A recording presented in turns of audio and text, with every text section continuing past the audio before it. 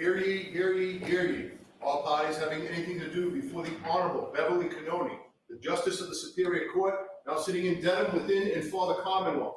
Draw near, give your attendance, and you shall be heard. God save the Commonwealth of Massachusetts. This court is in session. Please be seated. 22-117, the Commonwealth versus Karen Reed. All right, good morning, counsel. Good morning, Ms. Reed. Good morning, jurors. I'm going to ask you those 3 questions. Were you able to follow the instructions and refrain from discussing this case with anyone since we left here on Friday? Yes. Everyone said yes and nodded affirmatively. Were you also able to follow the instructions and refrain from doing any independent research or investigation into this case? Everyone said yes and nodded affirmatively. Did anyone happen to see, hear, or read anything about this case since we left here on Friday? Everyone said no, we shook their heads. Thank you very much. All right, Mr. Jackson? Good morning, Little. Your Honor. Defense calls Dr. Frank Sheridan. Hey.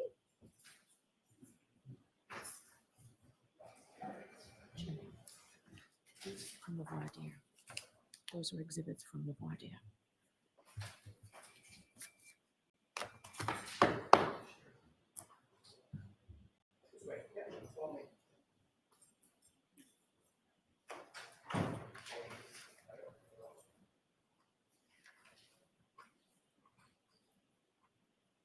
This way. Just watch your step for me. Yeah. Remain standing and basic work. You solemnly swear the evidence you give the court and the jury in the case now and here the truth, the whole truth, and nothing but the truth, so help you God. I do. Thank you.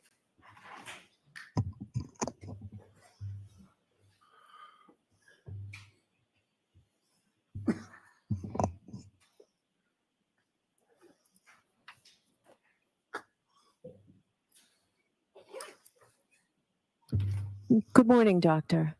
Good morning. I'm going to ask you to, when you testify, sir, please speak into the microphone if you can, loud and clear. Very well. All right, Okay. thank you.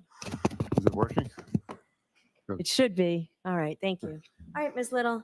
Good morning. Could you state your first name and spell your last name for the record, please? My first name is Frank, and the last name is Sheridan, Sheridan. And if you can make sure to keep your voice up just because the air conditioner is very loud. Yeah, I noticed that. Okay. Dr. Sheridan, what is your profession? I'm a physician, and my specialty is forensic pathology and neuropathology, but most of my career has been primarily forensic pathology. What do you currently do for a living? Nothing. I'm retired. What role or position of employment did you hold before you retired? Okay, I was the chief medical examiner for San Bernardino County, California, and I was in that position from 1991 until 2017. That's when I retired from that position, but I stayed on a part-time basis for another few years to help out because the office was understaffed. But a few years ago, 2021 or 22, I've lost track of the time, I finally stopped altogether. Dr. Sheridan, if you could just pull the microphone a little bit closer. I don't know if I'll have to put myself closer to it, I guess. Okay, is that better? yes, And Ms. Little, if we need to, just let us know and we'll turn off the air conditioning. Your Honor. Describe your educational background for the jury. Okay, well, I was born and raised in Dublin, Ireland, and I had all my initial education there, including primary school, secondary school, and then pre-medical school at the university I was at was the University College Dublin, Ireland, which is part of the National University of Ireland system. So I did my pre-med and medical school training there. And I graduated from medical school in 1971. Then after that, I did a 1-year rotating internship, as it's called, of medicine, surgery, and some psychiatry as well. That was a requirement for all doctors for licensure. So that's basically my initial education. After, should I go on with my CV or base or not? Yes. What did you do after medical school to complete your training? Well, in the years after medical school, I wasn't in training anymore. I was working in Africa, actually, as a medical officer. And that wasn't training, that was a job. And I was there for 3 years in Central Africa. And I was a general medical officer with various duties that included some teaching, but also seeing patients. So I did that for basically 3 years. I then returned to Ireland and I spent the next 2 years, we're now talking about, by the way, the years I'm about to mention are 1976 to 78. So I was back in my home country, Ireland, and I spent those 2 years doing research and lecturing in pharmacology. Pharmacology is the study of drugs and how they act in the body. And I did that back at the same university where I had originally trained for medical school. So then in 1978, I came to the United States, initially to the University of Oregon, and I spent the next almost 3 years doing research there and lecturing in the field of genetics. It was during the time I was there that I decided to do forensic pathology. So starting in 1980, let me think for a second, 1982, I then had to start what's called a residency program in pathology. And the first part of that, the first year of that was in Loma Linda University Medical Center in Southern California. I then had to interrupt my residency training and I had to go and work in family practice for a year. This was because I was going through the immigration system of the United States, and they required that people in my position work for a year in family practice in a manpower shortage area, as they designated it, an area where there weren't enough doctors. So I did that in a place called Yucca Valley, Y-U-C-C-A Valley, California. But then after that year, I returned to the residency program and continued on at Loma Linda University Medical Center. And this training was in what's called anatomic pathology, which in a way you can think of it as general pathology. It involved autopsies, it involved surgical pathology, looking at slides from surgery. It involved a few other things as well. And so I was doing that there at Loma Linda. Then from 86 to 88, I went to Los Angeles County, USC, which stands for University of Southern California. So LA County, USC, as it's generally known, for 2 years of training in neuropathology. Neuropathology being disease and injury of the brain, spinal cord, so forth. So that was from 86 to 88. And then in 1988, I went to the coroner's office, as it was then called. It's now a sheriff coroner's office, but at that time it was a coroner's office, and in San Bernardino. I did my 1 year required training in forensic pathology there. When I finished that year, I stayed on at the same office. And then in 1991, I was appointed chief medical examiner for the county. And as I mentioned earlier, I was in that position up until 2017. And I'm board certified in anatomic pathology, which I mentioned before is general pathology in a sense.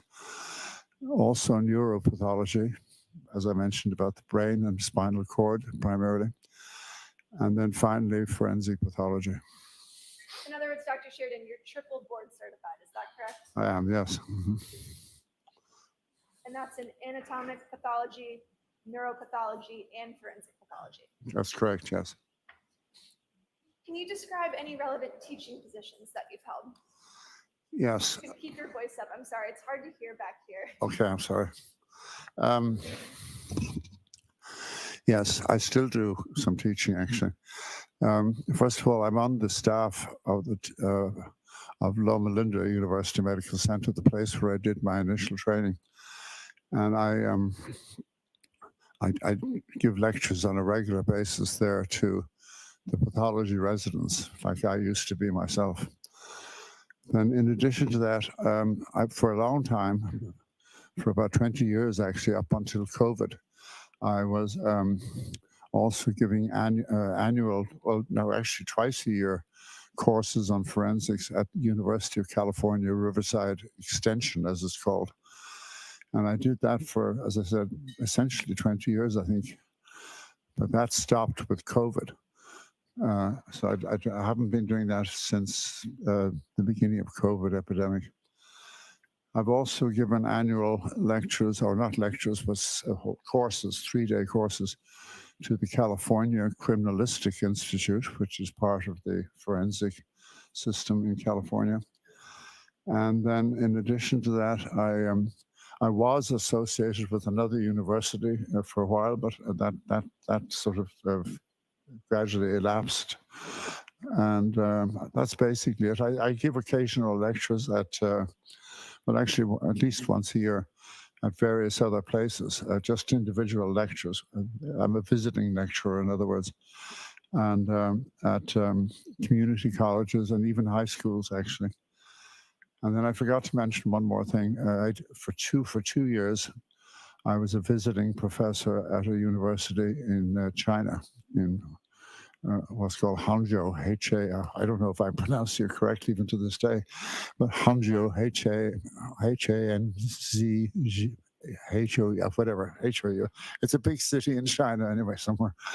And I was there for 2 years, on two different years, I mean, giving courses on forensic pathology.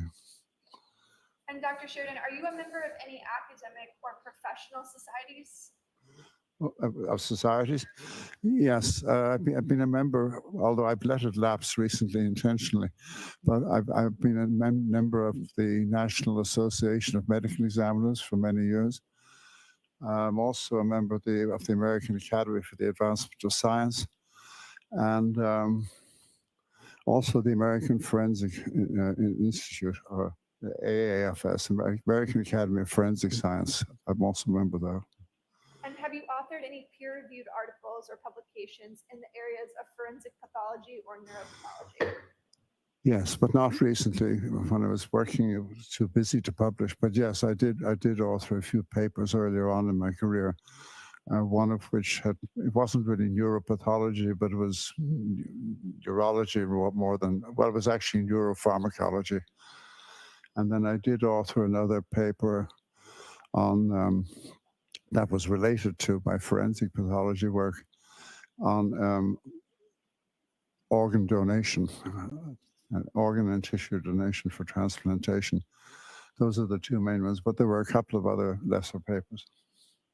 Can you describe your duties as the Chief Medical Examiner of San Bernardino County? Yes, as Chief Medical Examiner, I had some administrative responsibilities.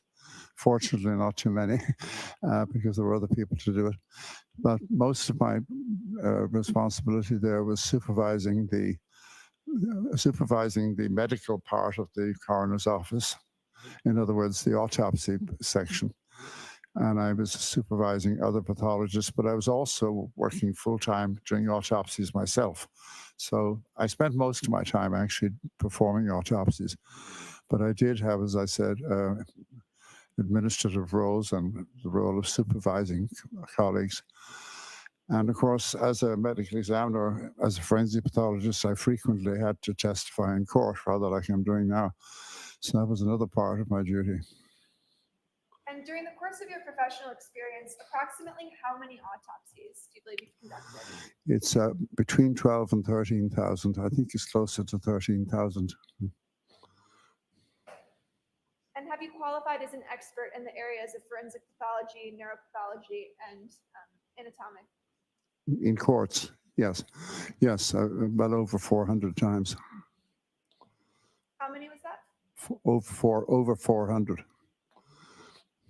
And did you review materials related to this case in furtherance of coming to an opinion and conclusion about Mr. O'Keefe's injuries?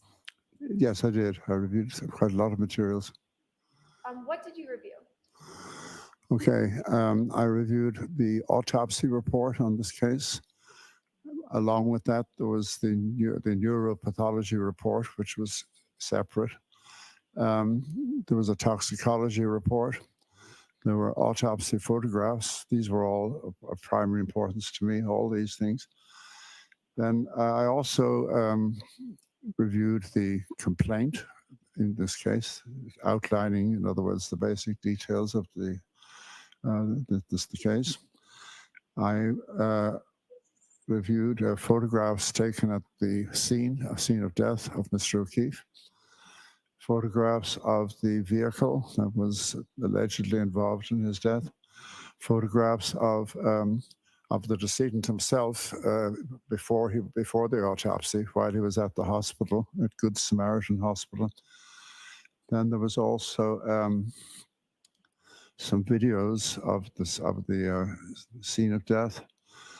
I also saw the death certificate, a document by CERT, S-E-R-T, police reports from Canton Police Department. Am I missing anything out? I don't think so. Your Honor, permission to publish what's been previously marked as Exhibit 19. Sure. Dr. Sheridan, is this one of the photographs that you reviewed in reaching your opinions and conclusions in this case? Yes, it is. Could you describe the injuries that you see in this photograph? These injuries that you're looking at here on the arm are abrasions, which are friction injuries, basically. We classify them under the general category of blunt force injury, but these particular ones are abrasions. Abrasions being where the outer layer of the skin, the epidermis as it's called, has been scraped off. These are friction injuries, essentially. And based on your review of the information discussed earlier, can you tell, as well as your review of these photographs, can you tell whether these injuries were sustained before or after death? These injuries were sustained before death. We call them ante-mortem, A-N-T-E, mortem meaning before death. And that's based primarily on their color. And you have to take other things into consideration, but that's the basics of it. If these had been post-mortem, they would have a more yellowish, orange color, usually yellow. In your professional opinion, based on a reasonable degree of scientific certainty, are those injuries consistent with being struck by a vehicle while holding a drinking glass? Objection. Sustained. May we approach, Your Honor? Sure.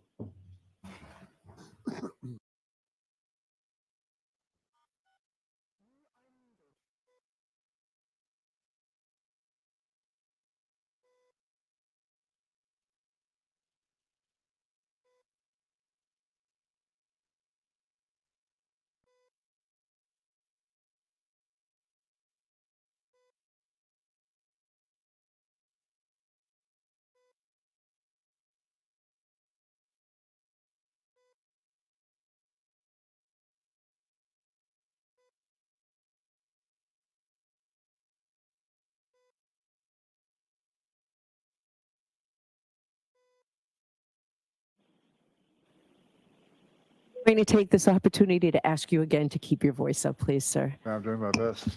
My voice is not as strong as it used to we be. will unmuted. We'll stop the AC for a while, then. We'll stop the air conditioning for a while, then. We want to make sure we hear you. Okay. Dr. Sheridan, are these injuries consistent with a motor vehicle accident, in your opinion? Sustained. I would say in general, no. I mean, So that objection was sustained. I think Ms. Little's going to put it to you in a different way. I'm sorry. If you could assume for purposes of this question that this individual was involved in a motor vehicle collision as a pedestrian, based on your review of his photographs, are those injuries consistent with having been struck by a vehicle? Objection. Sustained. Why don't you come back for a minute?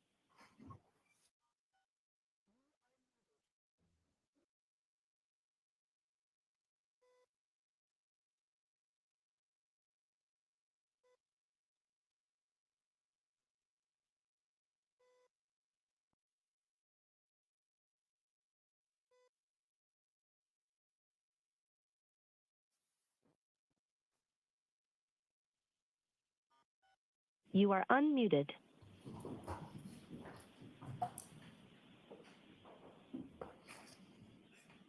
Dr. Sheridan, how many autopsies have you conducted on individuals who are involved in pedestrian vehicle motor collisions? Involved in what pedestrian vehicle? Yes. Versus, yeah, well over 100. What other experience do you have in terms of conducting autopsies with individuals who have been involved in motor vehicle collisions? Well, I mean, if you take motor vehicle accidents in general, they'd be probably nearly a quarter of my total number of autopsies. So in other words, that'd be close to 3,000. Yeah, that's about right. Based on your professional experience, what is your opinion regarding whether those injuries are consistent with a pedestrian being struck by a motor vehicle? Objection. I'm going to allow it. You can answer that, Doctor. Hmm? Can you answer that? I can answer it, yes. So go right ahead. Okay. Okay, but the question was, to be precise, can you just rephrase it? I mean, I said yes, I can answer it, but I can't remember exactly how you phrased it. Yes, based on your extensive training and experience, what is your opinion regarding whether those injuries are consistent with an individual being struck by a vehicle? If you mean struck in that part of the body, on the arm, like Yes. directly, I would say no, it doesn't look like that at all. Mhm. And can you explain that? Well, if you're hit by a vehicle, or whichever part of your body is hit, if it's a significant impact at all, you're going to get bruising, and we don't have any bruising here. We just have what I would call linear abrasions without any bruising. So that does not look to me at all remotely like an impact from a motor vehicle. What would you expect to see if an individual's arm were struck by the rear of a motor vehicle? Well, as I just said a second ago, primarily a lot of bruising, and that's what we don't see here. You might see, well, depending on the circumstances, you might see other things like a fracture or fractures, but you would at least expect bruising. In your professional opinion, based on your many years of experience, have you conducted any autopsies involving individuals who were involved in any sort of animal attack? Animal attacks in general, yes, quite a few actually. Well, when I say quite a few, it's not an enormously common event, but I've done probably at least a dozen or so involving deaths where an animal was involved one way or another. Have you conducted any autopsies in which any individual was attacked by a dog? Yes, I have a few. Can you describe that for the jury? Well, I'd have to just refresh my memory out of the blue here. But first of all, I had a number of cases, 3 or 4, I think, over the years involving children, was primarily children who were killed by feral dogs. And the dogs attacked the kid and killed them. So I had that a few times. But then I've also had cases where an animal, or a dog particularly, was involved, but wasn't the actual cause of death, so to speak, but they were involved in something that was happening and left some traces of their activity in the form of bite marks or scratch marks. In your professional opinion, are those injuries consistent with an animal attack? Are they consistent with what? An animal attack. I would say they are, yes. I'm not 100% sure about this, but my initial reaction when I saw this photograph was that it was probably an animal mark, and most likely I would say a dog. Scrape marks with the paws, and possibly also a bite mark or from the teeth as well. Possibly. I'm not 100% sure. I didn't get a chance to analyze it right there on the spot, so to speak. But my basic impression is that these are consistent with marks caused by, say, a dog using his paws or claws, if you want to put it that way, and possibly the teeth as well. And if there's a pointer up there, would it be possible to direct the jury to the injuries that you're referring to on the screen? There should be a little laser pointer up there, I believe. I don't know that I see one. It's not there. Oh. May I approach, Your Honor? Sure. Okay. Using the laser pointer, could you indicate the injuries that you believe you just testified are consistent with scratch marks? Actually, in a sense, they're all consistent with scratch marks in the sort of the more generic sense of their, whether it's the paws or the teeth, they're going across the skin rather than going straight into it. So they're all of these marks are generally consistent with if you want to call them scratch marks. So I don't know if this will work on the screen, but you basically got what looks like there's one pair there with possibly a third one, one in the middle. There are two very clear parallel marks there with another one fainter in the center. Then you have, going closer to the elbow, you've got another 2 or 3, whichever way you look at that. At the elbow itself, you have, that's that part of the elbow there is what I would think is the most likely candidate here for a bite mark, because it has something of the configuration of the outline of teeth. And then the ones on the forearm are a little bit less obvious, but they're still consistent in general with, I would say, claw marks or maybe from the teeth. Dr. Sheridan, if you assume that the decedent was standing with his arm extended in this manner, and he was struck with the rear taillight of a 7,000-pound Lexus only on the arm, such that it spun him around and propelled him 30 feet, do you have an opinion as to whether or not these arm injuries are consistent with that scenario? Objection. All right, I'll see you at sidebar.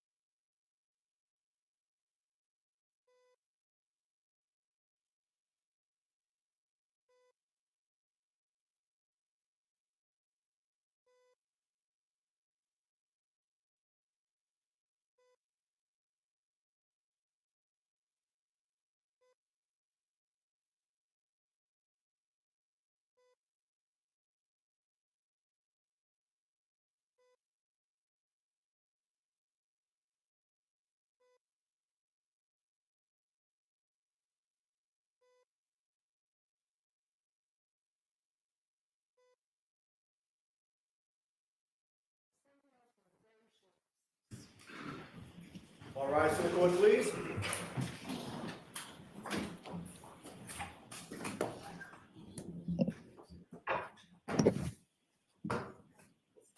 Follow me, please.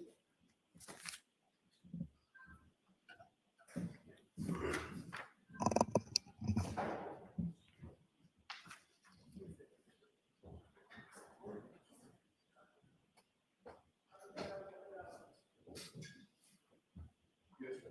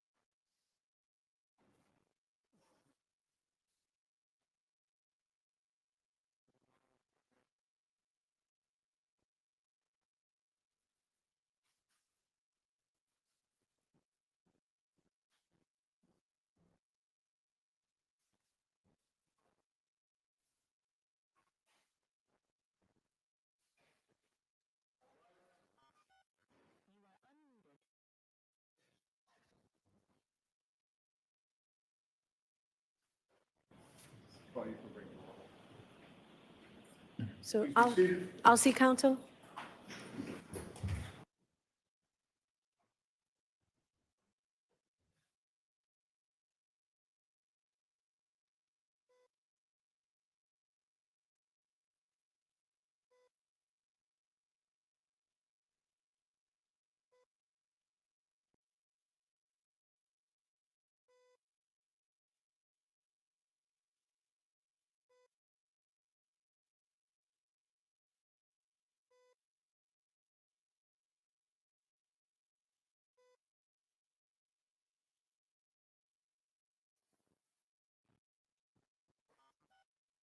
Are muted.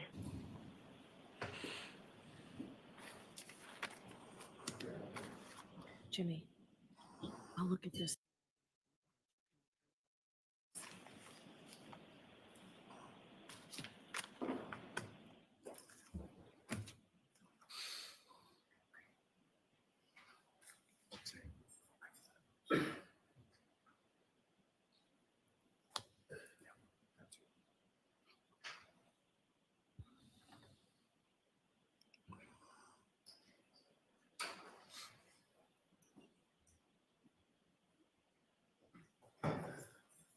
One all rise, Mr. Gary. You are unmuted.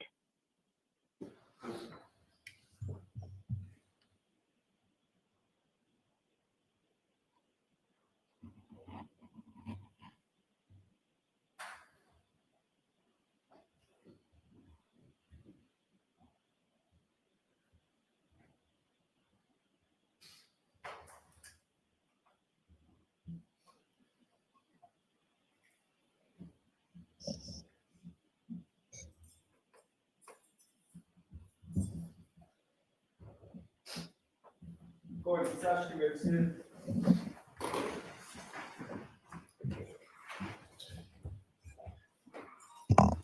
All right, go right ahead, Miss Little, in a loud voice. Thank you. And Dr. Sheridan, I'll ask you to also just keep your voice up for this question. I'll try. Assume the decedent was standing with his arm outstretched like this and was struck by the rear of an SUV only in his arm at 24 miles per hour. Are the injuries in Exhibit 19 consistent with that scenario? No, I do not think so. Can you describe that?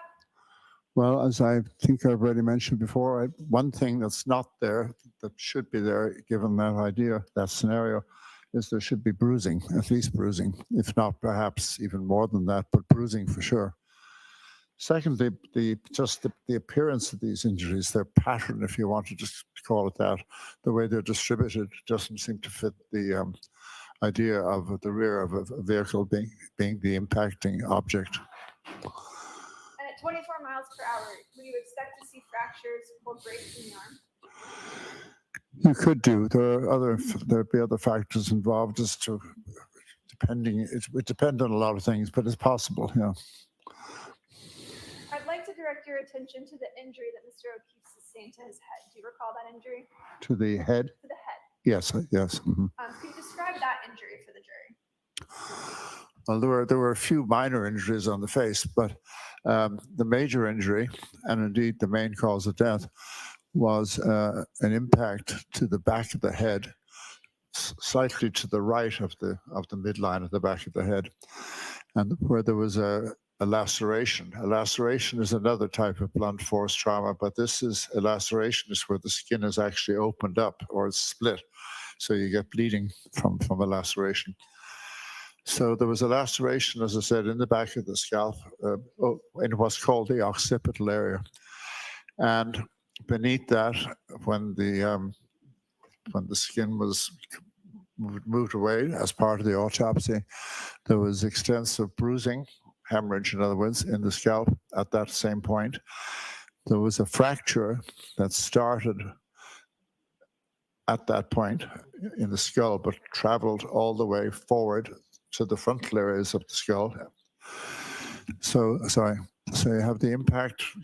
The impact site is clear because, as I said, you got the laceration. That's where the impact was. So you have the impact with the scalp hemorrhage there, and the skull fractures. Then the brain itself it had injuries, significant injuries. First of all, there was bleeding on the surface of the brain. And that's very common in situations like this. But in addition to that, there were extensive bruises, contusions is the real word actually, but they are essentially bruises of the brain substance itself. And that they were in several different parts of the brain, including the frontal areas, which are near the forehead, and also the temporal, which are towards the side, more or less. And then there was also hemorrhage deep inside the brain, in the ventricles, which are open areas in the center of the brain. All of these things were described in the neuropathology report, and you can see them in the photographs that were part of the neuropathology report as well as the autopsy. Because of, as a result of, I should say, the injury to the brain began to swell, and that's what it usually does after major trauma.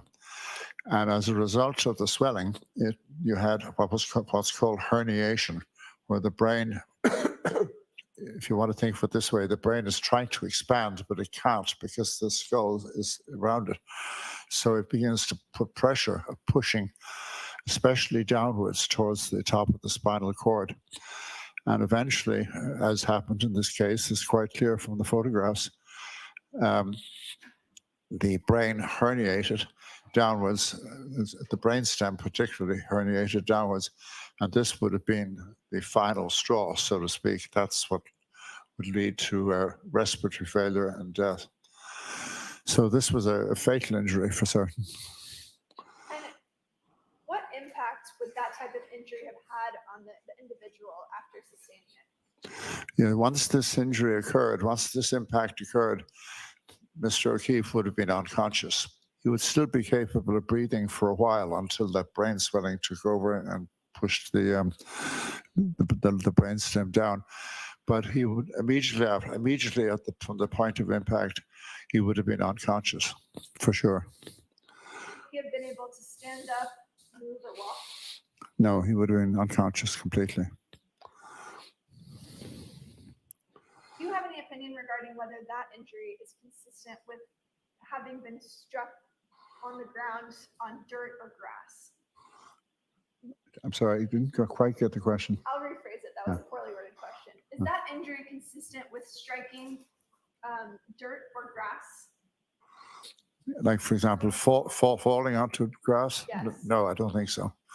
If there's a fall involved here, and there could be, it would be onto a hard surface. But the grass, and as I understand from all the material I reviewed, there was also some snow, and so that might even cushion the impact even a little bit more.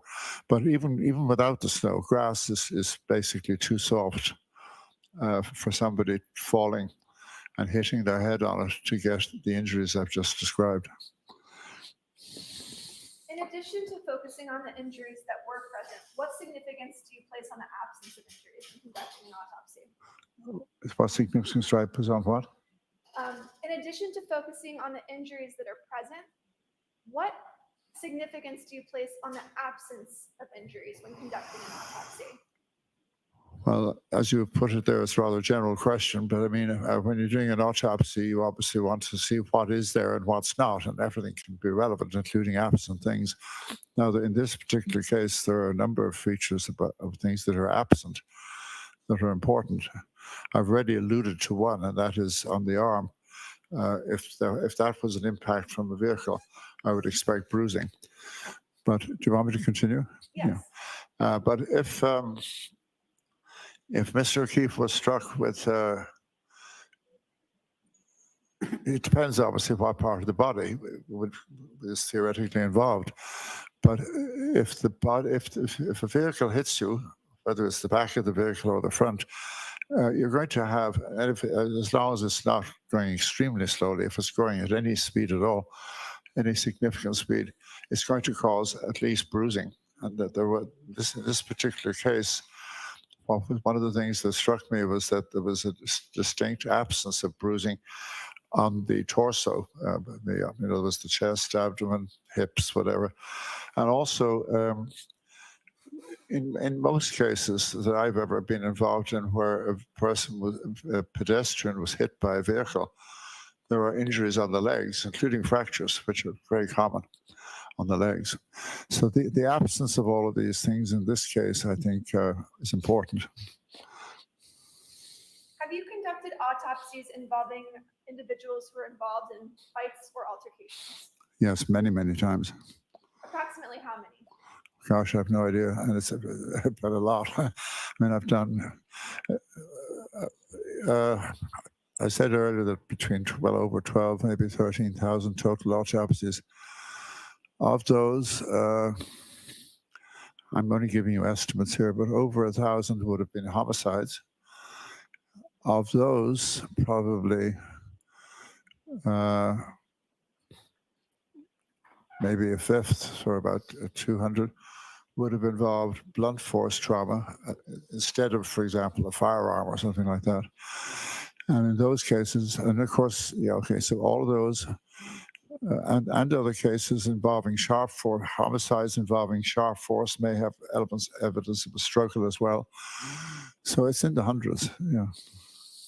In your expert medical opinion, are Mr. O'Keefe's injuries consistent with a fight or a physical altercation? In a general sense, they can be. They could be, yes. He had, I alluded to it just briefly before, but the head injury, the major head injury I've described, but he also had a laceration over his right eyelid. He had some scrape marks on his face. He also had some bruises on the back of his right hand, which that kind of injury on the hands can be what we call a defensive injury. In other words, an injury that occurs when you're protecting yourself and you're hit hit either with another fist or with a hard object, and you're protecting yourself. So I would say that some of these findings I've just mentioned are consistent with the possibility of a physical altercation. Yes. Thank you. If I could have one moment. Sure. No further questions. Okay, Mr. Lau? Thank you.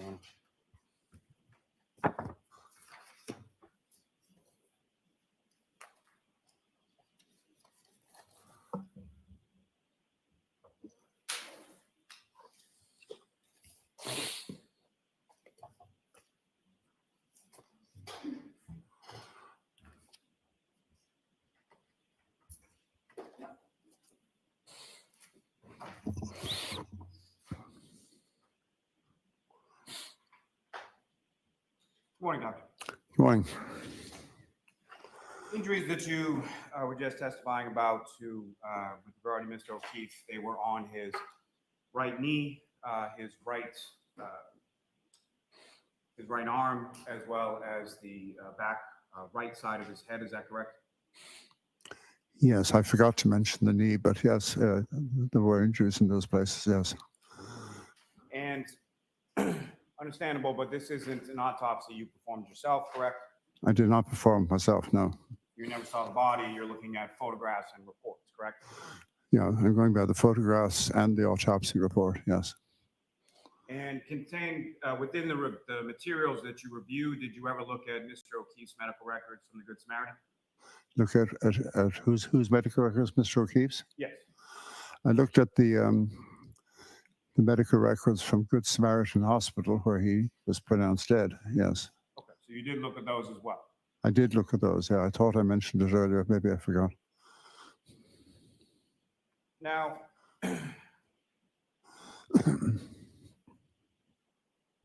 with regard to what you reviewed of Mr. O'Keefe's injuries, you saw no injuries to his left arm, correct? To his left arm? No, I don't think so, no. No injuries to his left leg, correct? No. Mm-hmm. Injuries to his torso that you saw? That's correct. Mm-hmm. And no injuries to the back left side of his head, is that correct as well? That's correct, yes. Mm-hmm. Now, you indicated that you observed or reviewed the autopsy reports as well as autopsy photographs and the death certificate, correct?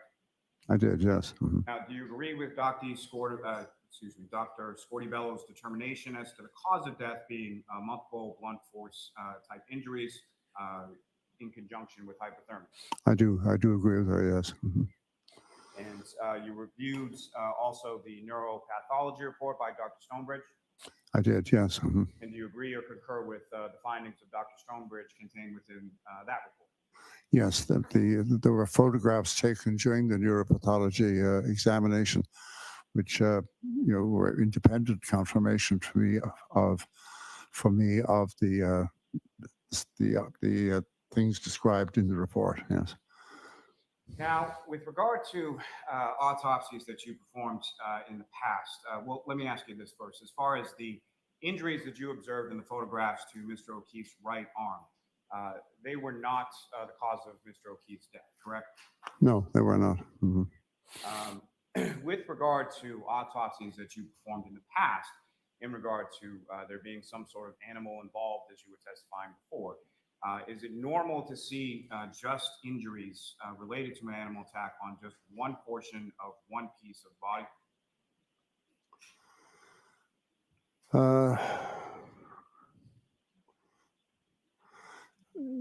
Yes, in a general way. I mean, as I mentioned, I think when I was answering the question about the cases I've done involving animals, I tried to divide them into two groups because there's an important difference.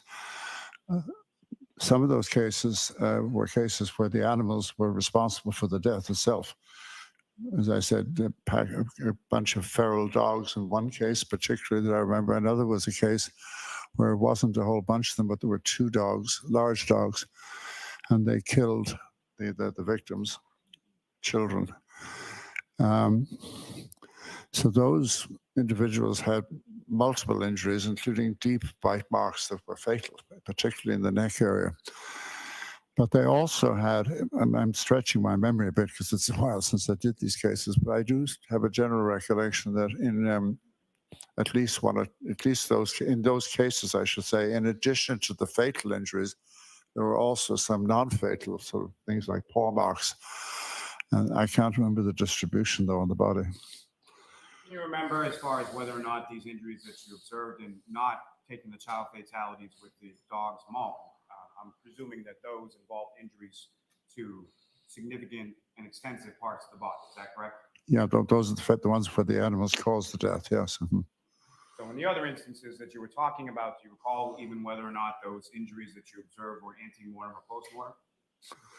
I'm sorry, I couldn't hear the last part. The other ones that you were talking about as far as the other animal attacks that you've seen, Yeah. do you recall whether or not the injuries that you observed in those instances were ante-mortem or post-mortem? Oh, ante-mortem. Well, actually, in one of the cases that comes to mind, the marks appeared to be post-mortem, and that was this person was actually a homicide victim, and they were lying outdoors, and their own dog. This was according to police, though, who came on the scene. When they arrived, there was a dog that turned out to be the victim's own dog, was pawing at the body, but the person was dead. But in another case that I can think of, the scratch marks from dog paws were ante-mortem, and they were confined to one place only. I'm trying to remember what part of the body. This case, I had to testify later on. In this case that I'm thinking of now, the paw marks were limited to just one location. I can't remember exactly where they were, though. Whether it was the leg or the arm, I can't remember. And that was post-mortem injuries that you're talking about there, correct? No, in the second case here, they were ante-mortem. So in other words, there's been post-mortem and ante-mortem. Yes. The injuries that you observed on Mr. O'Keefe's arm were to the posterior part of his arm, correct? Yes, basically the posterior. No injuries that you observed on the anterior portion or the other side of the right arm, correct? That's correct. Yes. No other injuries that you observed consistent with what you're talking about as far as an animal attack on any other part of Mr. O'Keefe's body, correct? That's correct. Yeah. Mm-hmm. And from what you observed in the reports and the photographs, you can't say definitively what type of animal, correct? That's correct, I can't. And you can't say, even if it was an animal or was a dog, what breed of dog that was. Is that correct? No, but if I had to try, and if I said, Not asking you to try, sir. I'm just asking whether Okay. or not you can say whether or not that what breed of dog it was. no, I can't tell you what breed, no. You can't say whether or not those injuries were inflicted inside a house or outside of a house. Is that correct? Yeah, I have no idea. You can't say when they occurred, correct? Only that they were when he was still alive. Yeah, but other than that, no. And they are fresh looking. I mean, in this generally, so they look like they happened very shortly before death. And when you say short time, you're talking about hours, Minutes to hours, I would say. minutes to hours, but you can't. I mean, I'm talking just based on the injuries themselves alone, leaving anything else out.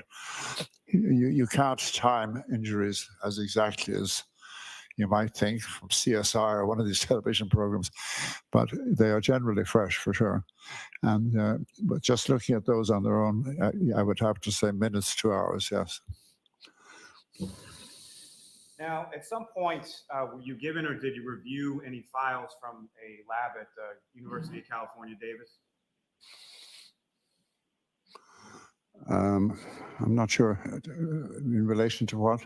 So are you aware that the State Police Lab in Massachusetts swabbed areas of the sleeve on the right arm of Mr. O'Keefe and sent samples from that in the areas of where the injuries occurred on his right arm, and then sent that to a lab at UC Davis? Are you aware of that?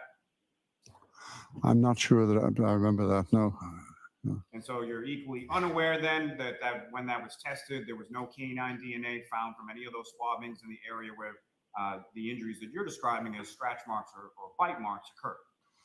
I wasn't aware of that. I must have missed it. Are you aware of any sort of bite history or a specific animal at 34 Fairview being involved in attacks on other dogs?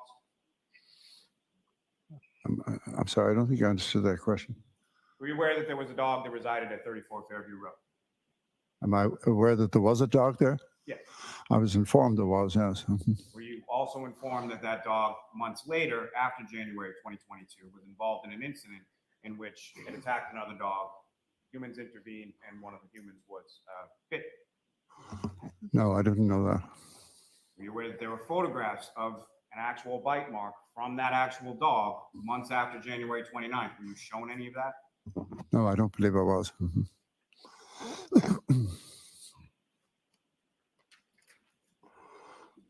Now, sir, did you write a report in relation to what you observed or anything in regard to your opinion or your testimony that you're testifying to here today? I didn't write a report as such, but I signed a declaration early on in my involvement in this case. And that was a declaration or an affidavit that you signed under the pains and penalties of perjury back on January 31st, 2023. Is that correct? Sorry, what did you say about that? When you're talking about a declaration, you're referring to an affidavit that you filed with the court under the pains and penalties of perjury in January of 2023. I didn't think it was January, but however, I thought there was only one, so whatever you have. Now, at any point in time were you made aware that there were microscopic pieces of the defendant's tail light as small as 1/16 of an inch by 1/16 of an inch that were found in Mr. O'Keefe's clothing? Objection. I'll allow it. That were found in Mr. O'Keefe's what? Mr. O'Keefe's shirts. I don't remember that specifically. And that those pieces were then found to be consistent with the defendant's tail light. Like I said, I don't remember that particular part. Were you ever shown any material indicating that there was DNA from the defendant's tail light housing that was consistent with Mr. O'Keefe? I asked about that myself, but I think the answer I got was no. Now, were you ever told about a piece of human hair that was found on the right rear quarter panel near the area where there was a dent on the back right of the defendant's vehicle? No, I don't remember that. So then you weren't also told that that was then sent out for mitochondrial DNA testing and it was consistent with that of Mr. O'Keefe to a degree of 99.895%. You talk about a hair sample now. Yes. Yeah. No, I didn't have that. Mhm.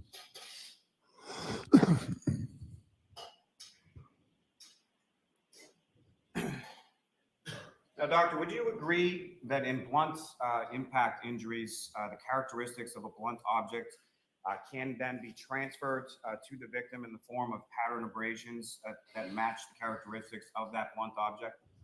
Yes. Mhm. Now, of the photographs, you reviewed photographs of the scene, photographs of the vehicle, is that correct? Yes, I did. Mhm. You're aware that there were a number of different pieces of the defendant's taillight that were photographed as well. Did you ever see those? I did, yes. Mhm. Do you recall seeing any piece of a clear plastic taillight piece that was recovered on January 29th, along with Mr. O'Keefe's sneaker that had dimpling on the outside of that clear piece of plastic? I can't. I remember seeing the pictures of the glass fragments, but I don't remember any more specifics than that. Do you know what a compression abrasion is? What? Compression abrasion. Yeah, although it's not a term we use all the time, but however, yes. Mhm. And a compression abrasion can occur when there's direct pressure from a blunt object together with slight rubbing movements that produce skin and epidermal crushing. Is that correct? Yeah, you have to have some lateral movement as well, though, to get an abrasion.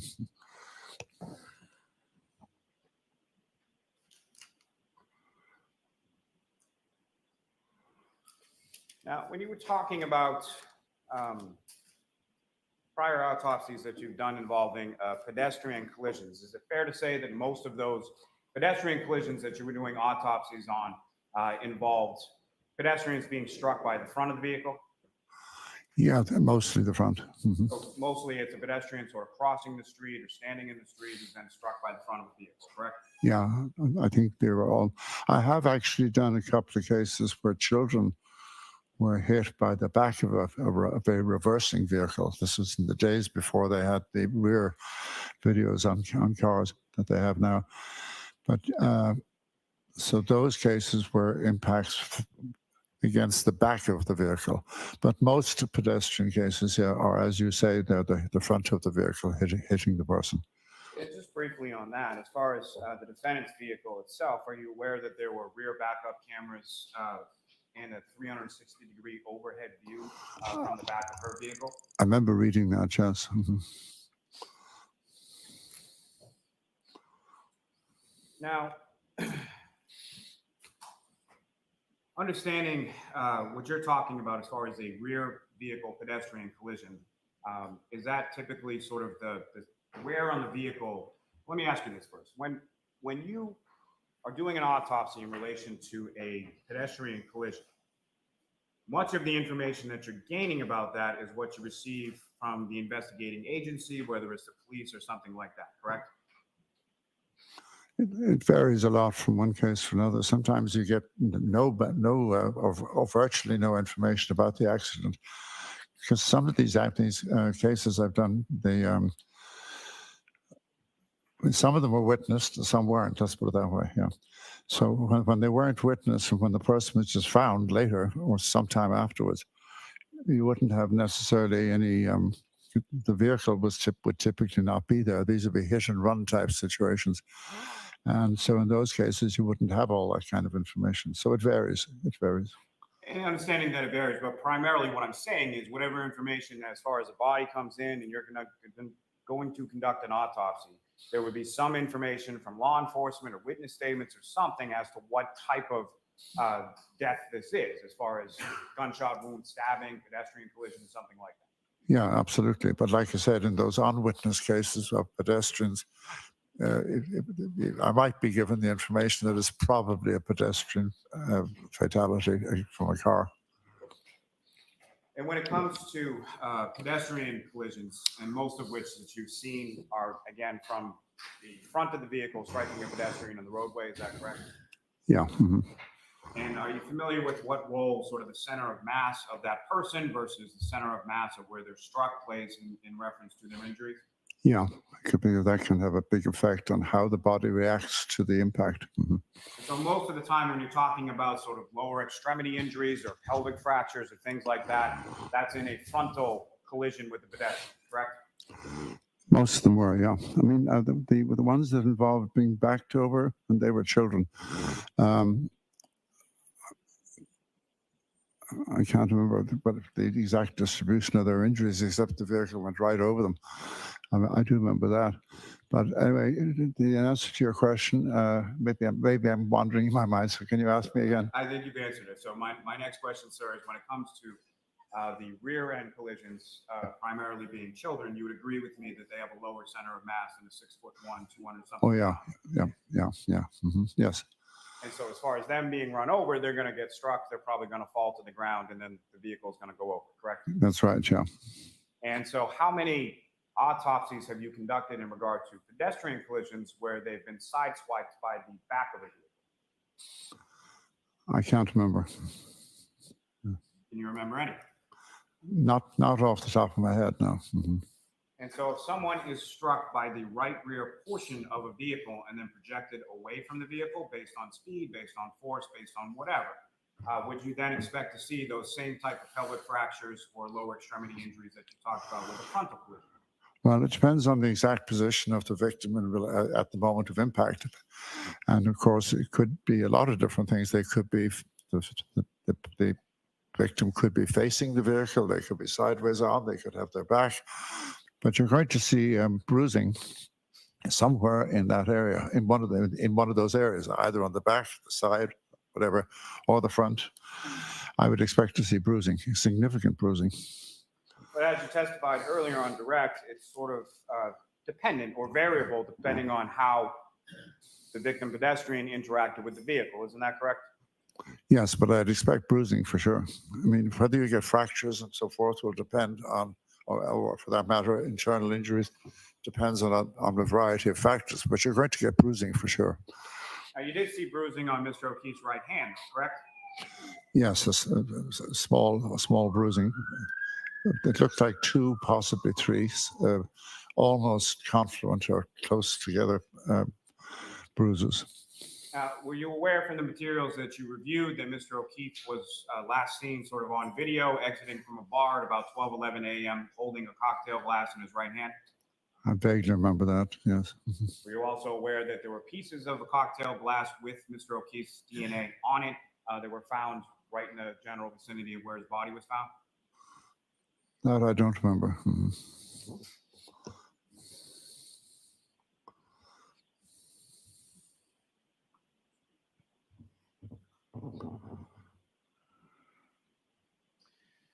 You talked about a couple of different patterns to the injuries that you observed on Mr. O'Keefe's right arm. So my question for you, doctor, is it your testimony that those, what you're terming as animal bites or scratches, were they caused at one time or multiple times, or how many times are we talking about?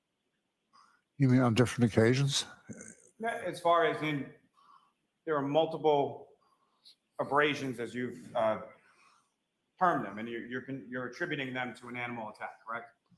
I think that's the most likely explanation for these, yes. And so my question is, sir, is that from the dog or the animal or whatever it is scratching Mr. O'Keefe once, more than once, based on what you observed in Well, it's more than once. When I had the laser pointer here, I think I pointed to roughly, 1, 2, 3, 4 different areas. So it looks like, and you have, maybe there's an additional, the ones on the lower forearm, I should say, are harder to figure out. But it looks like 4, maybe 5 separate. 4 or 5 separate sort of swipes, whether they be with mouth or claws or whatever. Yeah, that's correct. And so is it your testimony that it's not possible that Mr. O'Keefe received that from some part of the motor vehicle, or a glass shattering, or shattering from a taillight, or any sort of metal pieces underneath contained within that taillight housing as far as his interaction with the vehicle? They don't look remotely like that to me. So it's not possible, is that correct? In my opinion, no.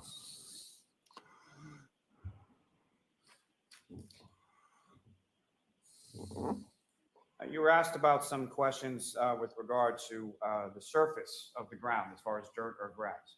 Mhm. Are you familiar with what the weather was like at the time that Mr. O'Keefe, you testified earlier, you were familiar that he was found in the snow, correct? Yes. Mhm. Do you know what the temperature was like as far as, my question is this, sir. Understanding cushioning of grass and dirt under normal conditions, but if the ground is physically frozen based on the temperature of outside, would that impact as far as your understanding of the injuries to the back of Mr. O'Keefe's head? No, I mean, even if there was a small coating of ice, I wouldn't change my opinion based on that. No. I'm not talking about ice, sir. What I'm talking about is the ground itself being physically frozen based on the temperatures outside. Sustained. Now, as far as the hard surface that you're talking about, would that include asphalt pavement? Yes, it could. Mhm. And as far as those injuries, the speed, if Mr. O'Keefe was struck by a vehicle and was projected away from that vehicle and then struck his head on the ground, would that be sufficient force, in your opinion, to cause the skull fracture on the back of his head? If all that happened, yes, and onto asphalt or something like asphalt, yes, if that's indeed what happened. But like for other reasons, I don't think that is what happened. Now, you testified or you asked some questions about your opinion and as to or consistency with the physical altercation. Is that right? Yes. Mhm. And the sort of swelling in Mr. O'Keefe's eyes, as far as the ecchymosis concerned there, that was related to the brain injury. Is that your understanding? Well, the skull injury rather than the brain. Skull Yeah. injury, which Yeah. leads to the bleeding of the brain, which then leads to the swelling of the eye. Well, yeah, but no, I mean, let's be clear about this. I mentioned the fractures earlier on that came from the back and went all the way towards the front of the skull, including what are called the orbital plates, which are the bones, the parts of the frontal bone that are right over the eye sockets. And the bone there is very delicate. It's the thinnest part of the skull. Anyway, the photographs and the autopsy report clearly show that the fracture involved that on each side, both orbital plates, in other words. And it's that fracture, it's not the brain itself, but it's that fracture which leads to the bleeding that causes the black eyes, if you want to call them that way. And as far as what your review of the medical records, your review of the autopsy report, photographs, things of that, you observed nothing as far as fractures to Mr. O'Keefe's eye sockets, correct? Well, the orbital plates, in a sense, are part of the eye sockets, but they're the roof. Were there any fractures to the orbital bones? There were no fractures that appeared to be coming from the front, no. As far as the sclera, was there any broken blood vessels or anything that you observed in either the notes or the reports or the photographs or anything else that you saw? Broken blood vessels were? The sclera. Huh? Sclera of the eyes? You know what that is? Oh, the eye, yeah, I'm sorry, I couldn't hear, just couldn't hear what you said, yeah. No, there just, as far as I know, the eyes were clear, yeah. The eyes themselves were clear, yeah. Now, as far as the minor injuries that you were talking about, as far as the eyelid or the nose, as far as the minor lacerations you were talking about, there was no bruising around any of those lacerations, correct? The eyelid laceration, don't forget, is in the same area where we have the other injury, and it's a little bit hard to figure out whether how much hemorrhage, how much of that black eye could even be related to the laceration, because you've got two possible explanations for the black eyes. One is the skull fracture I've already mentioned, but that doesn't rule out his getting an impact as well on the front, but there's no way you can separate them. But as far as around those minor lacerations that you're talking about, you didn't observe or see any record of any bruising or any broken bones in those areas whatsoever? No, the main one that I was relating to when I spoke about the altercation question was the laceration on the eyelid. That's not related to the head injury that we've been discussing. So it's a separate injury, and it's from some kind of blow to the front. The minor lacerations that you observe, would they be consistent with being struck by broken pieces of glass or broken sharp pieces of plastic? If it was indeed a laceration, as it was described, then no, because lacerations by definition although this is a term that's often misused, by the way, even by some doctors. But a laceration, by definition, is an open wound caused by blunt force, not sharp. So blunt force, as far as what I'm asking is it possible that the lacerations to his face were caused by a blunt object that then shattered and caused the lacerations to his face? I find that hard to imagine. I find that very hard to even conceive of. So it's not conceivable? Is that what you're saying? To me, no.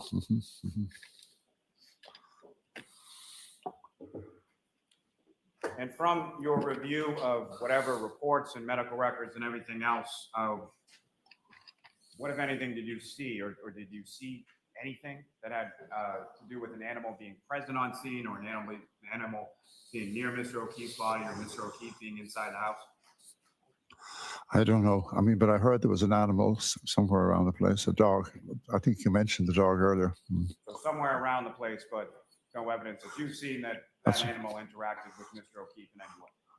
No, I wasn't there, obviously, and all I can say is what I've already said, but I don't know any more than that. I know you weren't there. What I'm saying is, from the material that you reviewed, was there any indication or any evidence of that animal ever being near, close to, or interacting in any way with Mr. O'Keefe? Not that I'm aware of, no. I have nothing further. Little? Thank you. Your Honor, if I may approach. Sure. Thank you. Show Mr. Lally.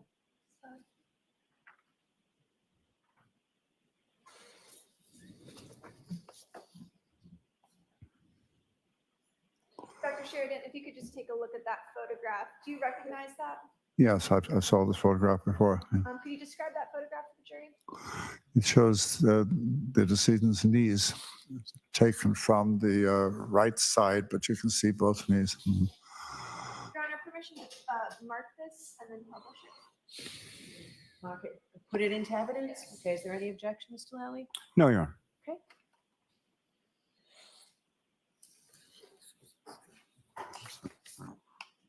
That would be exhibit 657. Yes, you may publish it, Ms. Little. Thank you, Your Honor. Dr. Sheridan, you were asked on cross-examination about an injury to Mr. O'Keefe's knee. Do you recall that testimony? Yes. Is this the injury that you were testifying about earlier? Yes, this has been mentioned before. It's an abrasion. And that's the extent of the injury to Mr. O'Keefe's knee, Yeah, correct? that's it. Yeah, in that area. Yeah. Thank you. No further questions. All right. All right, Dr. Sheridan, you are all set, sir. Very well. Thank you very much. Thank you. Thank you, Your Honor.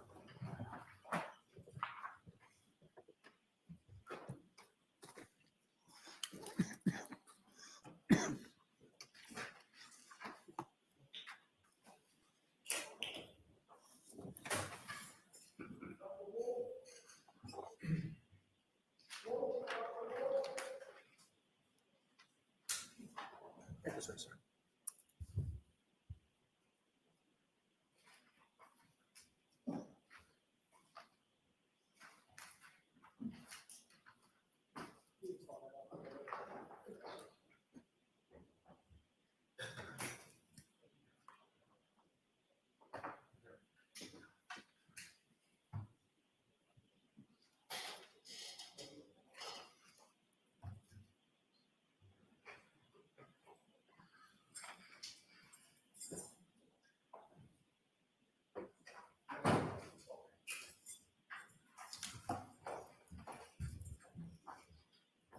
Step right up and just watch the step for me.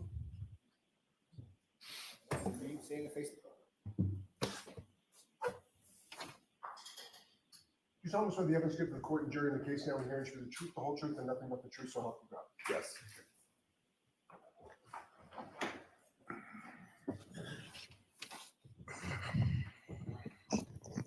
All right, Mr. Jackson, whenever you're ready. Thank you, Your Honor.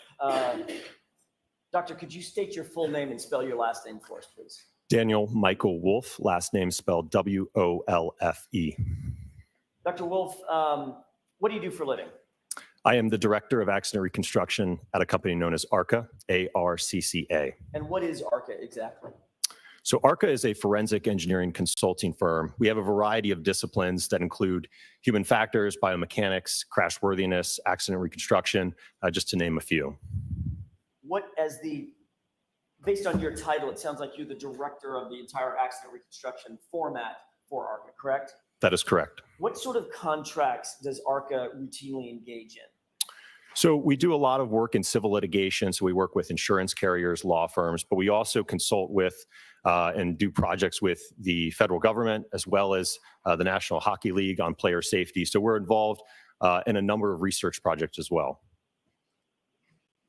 Is there other clientele that seeks out ARCA for accident reconstruction or biomechanics or human factors issues?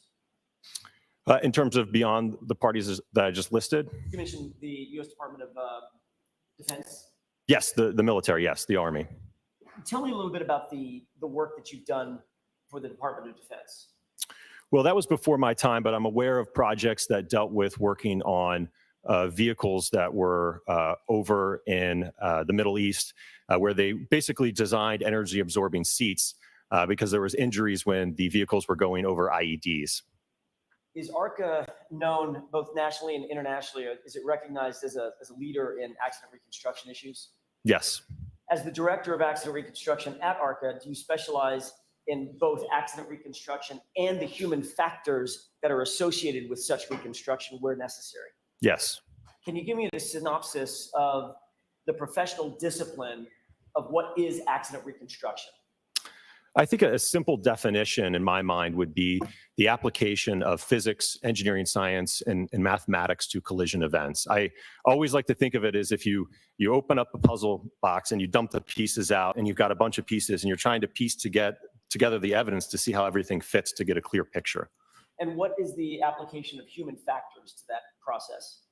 So to give you an example of human factors in the field of accident reconstruction, so I do a lot of nighttime visibility and conspicuity work. So to give you an example of that, let's say a driver's driving down the road at night, there's a pedestrian that's crossing the road. So we want to have an understanding based upon that pedestrian's clothing, the headlights of the vehicle, any potential artificial lighting in the area. When does a driver recognize that individual on the roadway? And then we can also look at literature to have an understanding of how do drivers respond based upon the hazard they're presented with. So there's different response times depending on the hazard. So it's going to be different for a pedestrian crossing the roadway or a driver responding to a vehicle suddenly stopping in front of them. Dr. Wolf, as an accident reconstructionist, do you investigate and reconstruct both passenger vehicle issues, commercial vehicle issues, motor vehicle pedestrian issues, all of the above? Yes, I see all types of accidents. And how long have you been doing this work with ARCA? A little over 7 years now. What education, training, and background qualifies you to perform the duties that you've just described for the jury? Back in 2012, I received a Bachelor of Science in Engineering from James Madison University, along with a minor in mathematics. Some of my courses while at JMU included courses in physics, statics, dynamics, kinematics, material science, along with your other engineering sciences. Subsequent to my undergraduate degree, I then went on to the University of Delaware to pursue my PhD in electrical and computer engineering with a concentration in electromagnetics and photonics. What additional training or experience do you have as it relates to accident reconstruction in addition to the formal education and the PhD? Certainly. So in addition to my undergraduate degree and my PhD, I've continued to take courses through Northwestern University in crash reconstruction. Some of those courses have included human factors, lighting. I've taken courses on electronic vehicle data, photogrammetry, three-dimensional laser scanning. So I've continued to take courses subsequent to graduating. Do you also hold any accreditations in terms of accident reconstruction? Yes, I'm accredited by an organization known as ACTAR, which is the Accreditation Commission for Traffic Accident Reconstruction. Are you trained in photogrammetry? Yes, sir. Is that to determine vehicle crash incidents or the circumstances surrounding them based on map scenes, evidence from photographs, things of that nature? Absolutely. So photogrammetry is the science of extracting information, if you will, out of photographs. So things dimensionally about an object, spatially, without ever actually physically seeing the object or inspecting it. So you don't have to be at the scene to effectively and scientifically reconstruct it to your satisfaction? No, not at all. And quite frankly, to be honest with you, in my world in civil litigation, oftentimes by the time a case comes across my desk, it's, the accident happened 5 years ago. Some I've even had 10 or 15 years ago. So getting access to the vehicle at that point, it's going to be a long shot. Doctor, are you a member of any professional societies? Yes. Describe those, please. So I'm a member of the Society of Automotive Engineers, SAE. I'm also a member of the National Association for Professional Accident Reconstructionists, the Optical Society of America, and also the Illuminating Engineering Society. How many cases would you say in your experience in your career have you reconstructed or attempted to reconstruct, you or your team members? I don't actively track that. If I had to estimate at this point in my career, it would probably be well over 1,000.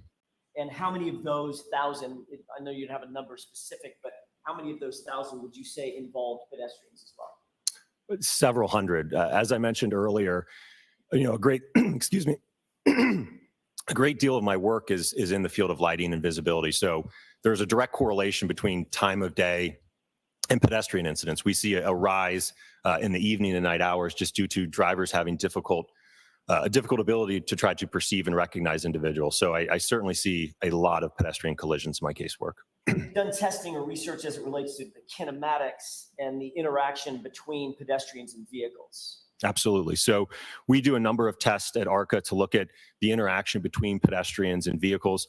One of the ones I know I did most recently where we were evaluating a vehicle essentially rolling over a pedestrian. So we wanted to understand the vehicle dynamics as well as the interaction between the pedestrian and the road surface. So we conducted testing at ARCA to evaluate that. Does ARCA have any other disciplines other than just accident reconstruction? Absolutely. So as I mentioned earlier, we have crash worthiness. So again, that's where you're going to be looking at the safety of a vehicle. How does it perform in a crash? We have human factors, failure analysis, premise liability, and biomechanics. As an accident reconstructionist, doctor, do you or have you studied or tested the forces that are at play between objects interacting, a human being interacting with a vehicle, for instance? Yeah, absolutely. Part of what you do. Yes, sir. Describe that. So we use hybrid instrumented dummies at ARCA for our testing. So if we want to have an understanding that an occupant in a vehicle, the forces that they might experience, or for any matter, again, if it's an instance where you have something that ends up falling on someone's head and you want to have an understanding of the forces involved in that, we perform testing with hybrid dummies. Have you ever authored any peer-reviewed papers in the field of physics? Yes, sir. Describe those for me. So I have a number of papers in the field of lighting and optics. I have a recent publication that deals with Toyota and Lexus vehicle control history records as well. Is that called Toyota Vehicle Control History, Sudden Braking History Recording Characteristics? Yes, sir. All right. Was that specific to dealing with vehicles and their interaction with other vehicles and or pedestrians? It involved looking at the various triggers that system is capable of recording. And specifically, it was looking at what triggers a sudden braking event. So we were able to determine that those triggers, the sudden braking event is triggered when a driver, or I should say the vehicle, Jackson, reaches. may we approach? Sure.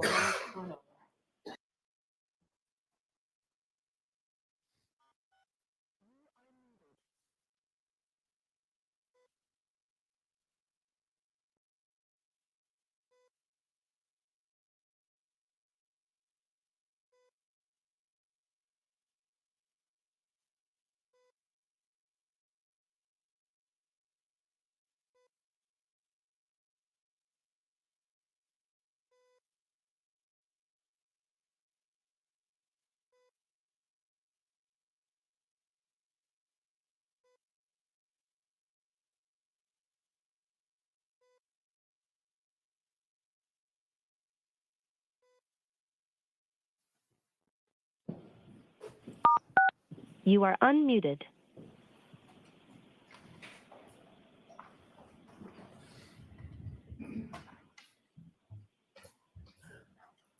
Now you're. Yes, you Thank can you. move on. You've been qualified in other courts to testify as an expert in the area of accident reconstruction. Is that right? Yes, sir.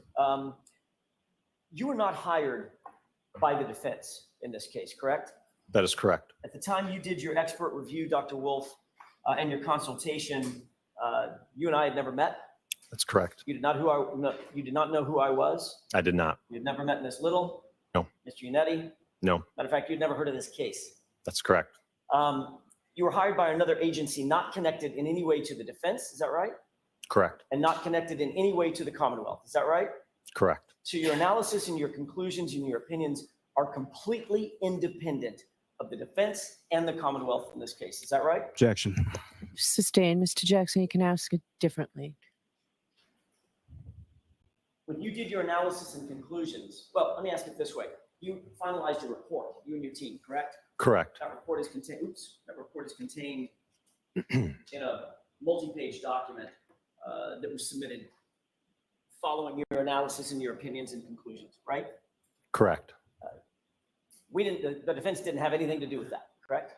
Correct. You had never met us, didn't know who we were when you did this. Correct. You'd never met Mr. Lally, didn't know who he was when you did this. Correct. So your analysis, opinions, testing, and conclusions were requested by a completely separate agency. That is correct. All right. Goes without saying, but I'm gonna ask it anyway. You haven't been paid by the defense, You have not paid us anything, no. and you don't work for us. That's correct. As a matter of fact, I've never asked you specific questions about your testing before today. That is correct.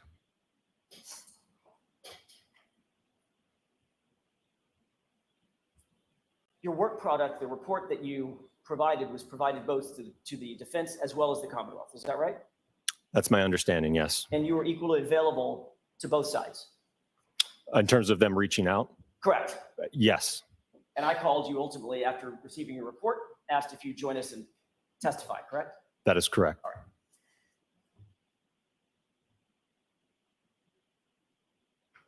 Were you and your team asked to undertake a review for purposes of accident reconstruction of the case that's now pending before the court?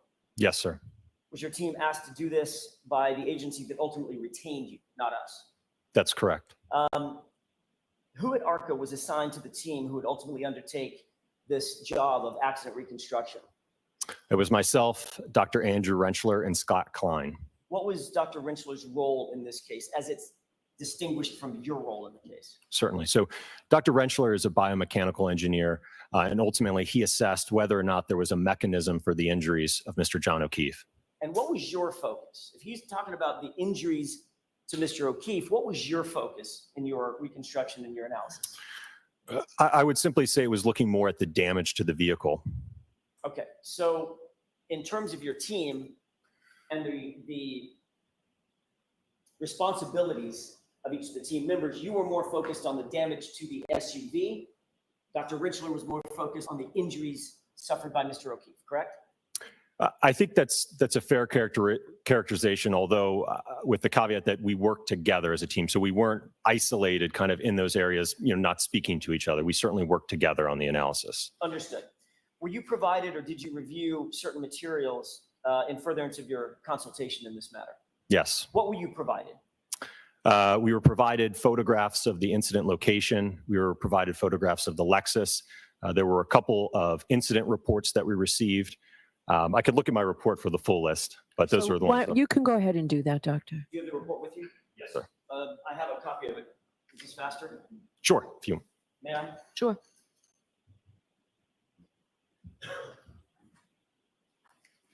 Thank you.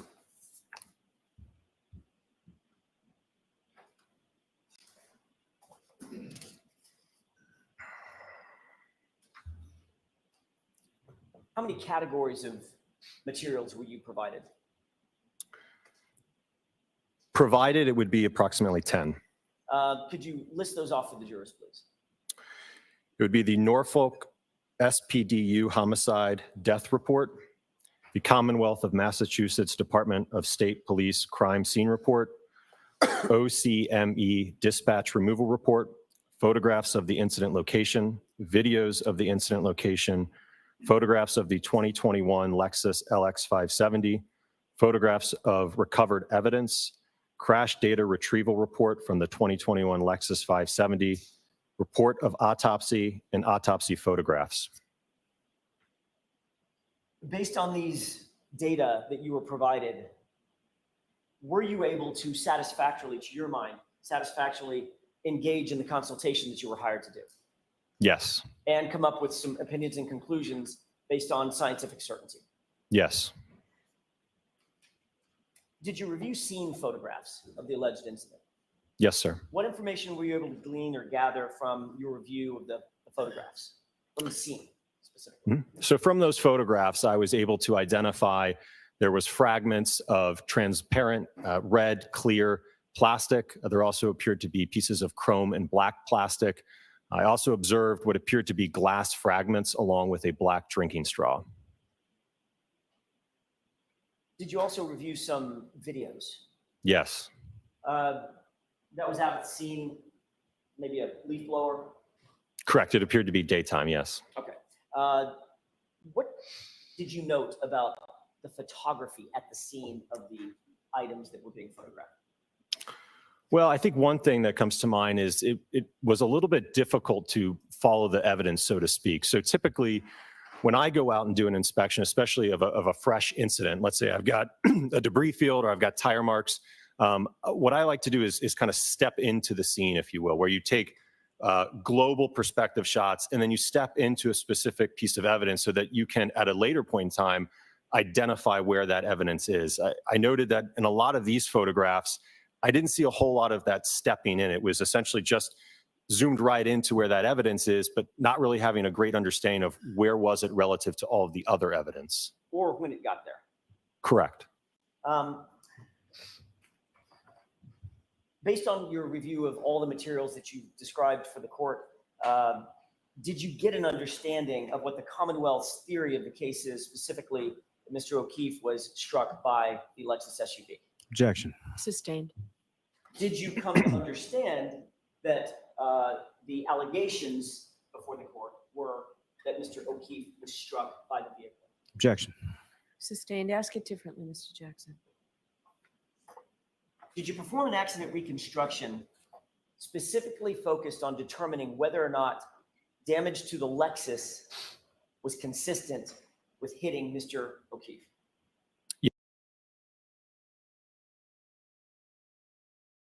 Also focused on whether or not the injuries to Mr. O'Keefe were the result of being hit by a vehicle? Yes. Okay.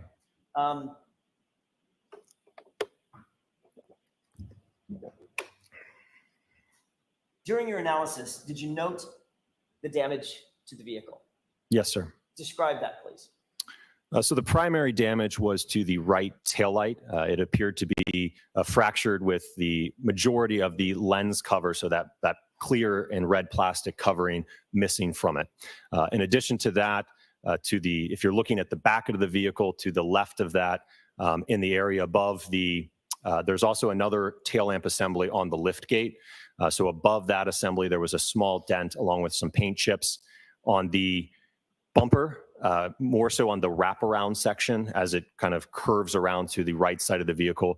There appeared to be some superficial scratches as well in that area.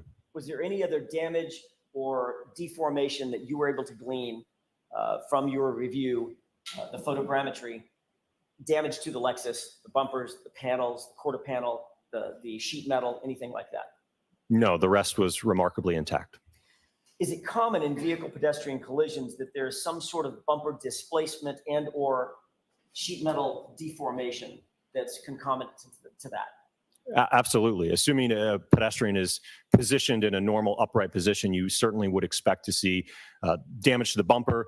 In a lot of cases, what happens is, the bumper is just clipped on. So again, the force of that impact will oftentimes cause the bumper to kind of become unmounted or unclipped. You certainly could see deformation to body paneling, such as the lift gate or the quarter panel as well.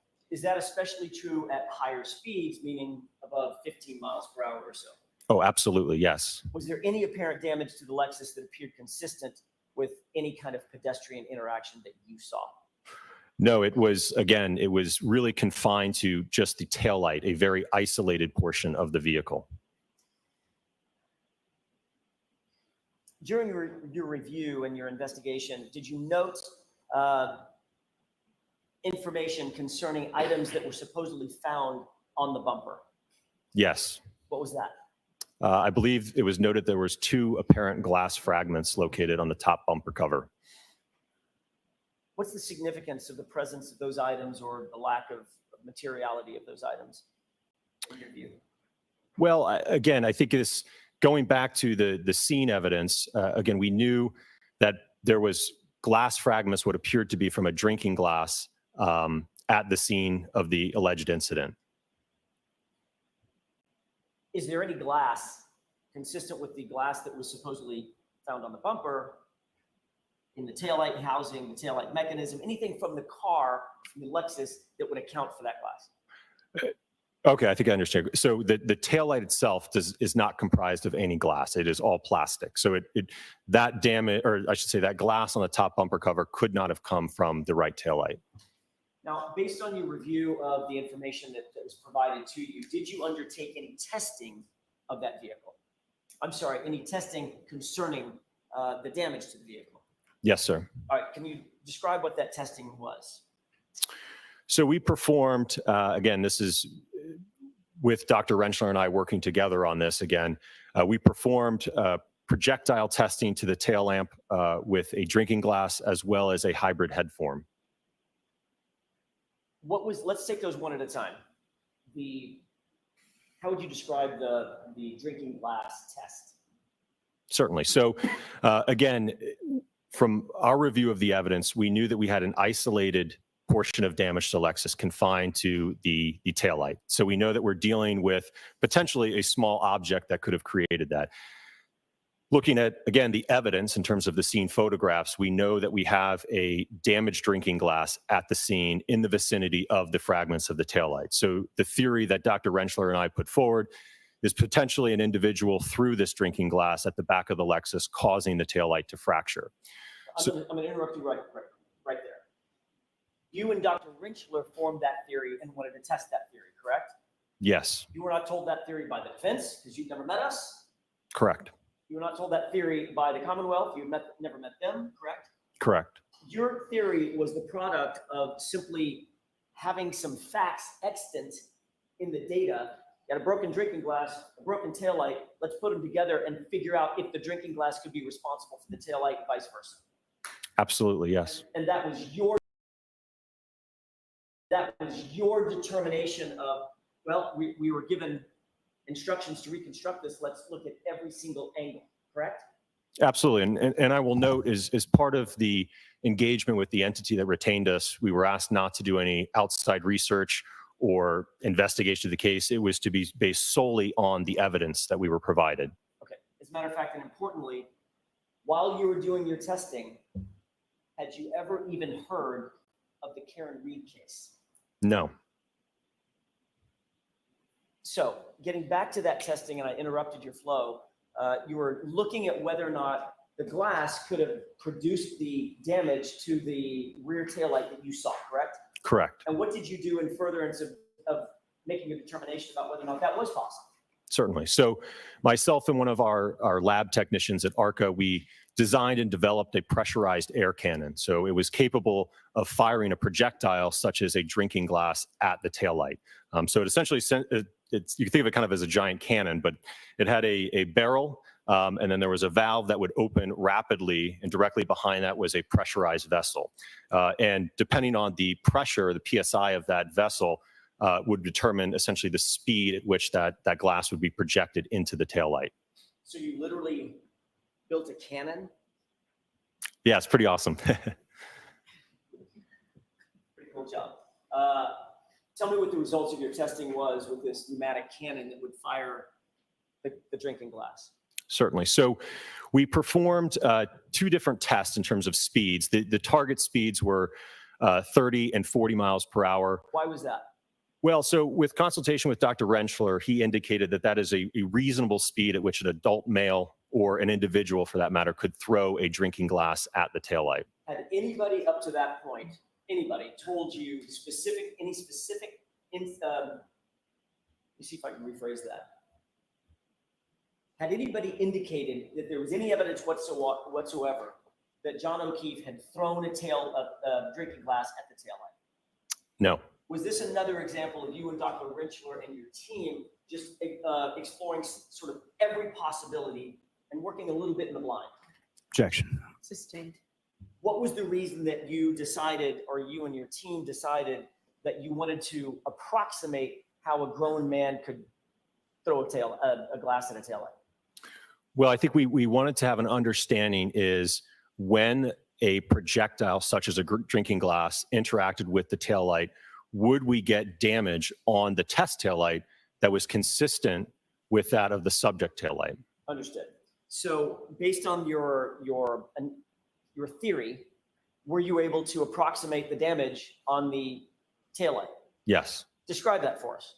So as I mentioned, we ran two tests. The target speeds were at 30 and 40 miles per hour. And there was a little bit of variability in terms of what our target was and what we actually achieved. So the achieved speeds were at 31 miles per hour and 37 miles per hour. So there's just depending on how the glass leaves the barrel and some of the rotation can affect some of the speed or ultimately the end result speed to that. So what I will say, though, is that with the 37 mile per hour projectile into the taillight, we noted and observed that there was damage that was consistent with that of the subject tail lamp, and that the test tail lamp had the majority of the outer lens fractured and missing, broken into pieces, as well as some underlying damage to some of the internal components as well.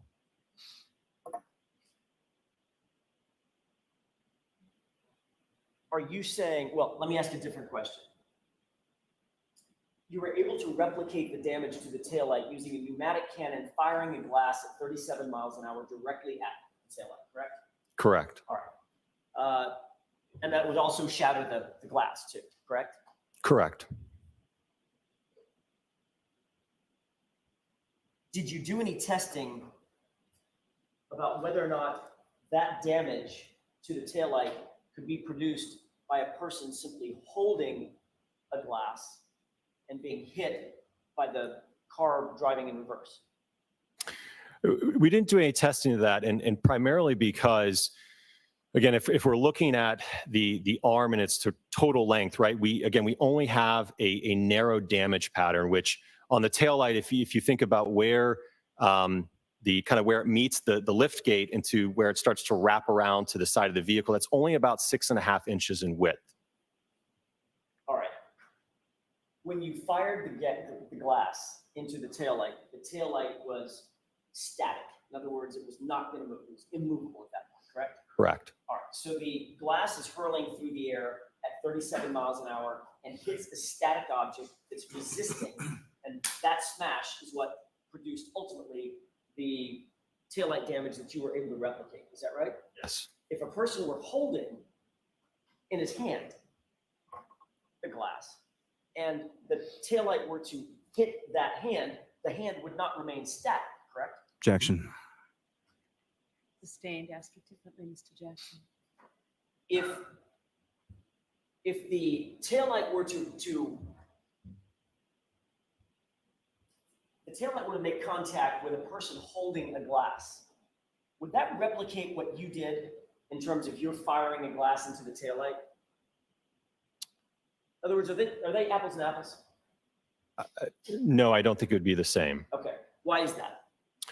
Well, as I mentioned earlier, again, the damage to the back of the Lexus, again, is confined to just that roughly, again, when we're talking about the taillight itself, that 6.5 inch section in width. Right. So it's inconsistent with the total length of the arm, and certainly from discussion with Dr. Rentschler, inconsistent with the injuries to the arm. So given everything in your investigation was revealed concerning this testing, are you saying that the taillight was damaged by John O'Keefe holding a drinking glass that was hit by an SUV? Objection. Sustained. In all the information that you provided, you were not provided anything that suggested that John O'Keefe threw a glass at the taillight. Right? Objection. Sustained. Their approach. Yeah, it's just, yes.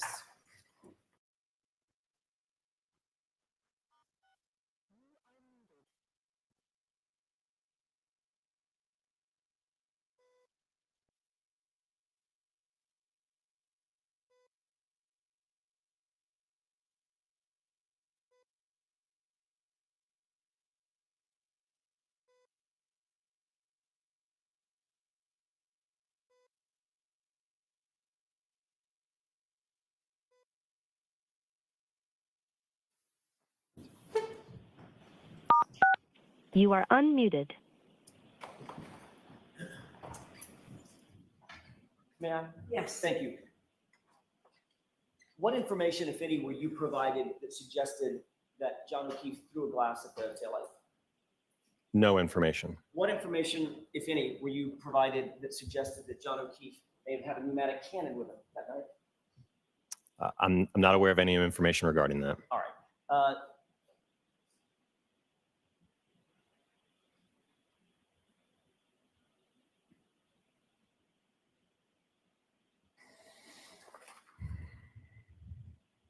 You also did some testing concerning a drop test. Is that right? Correct. Tell us about that drop test testing. Certainly. So again, through discussion with Dr. Rentschler, it was my understanding that Mr. O'Keefe had a skull fracture on the back of his head. So we wanted to do an evaluation of the interaction between the back of a head. In this case, we used again, talking about that instrumented dummy again, we used the instrumented hybrid head form to perform a drop test to evaluate the forces of an interaction between a tail light from the Lexus and the human head. What height did you choose to perform this drop test? 7.5 feet. Why'd you choose that height?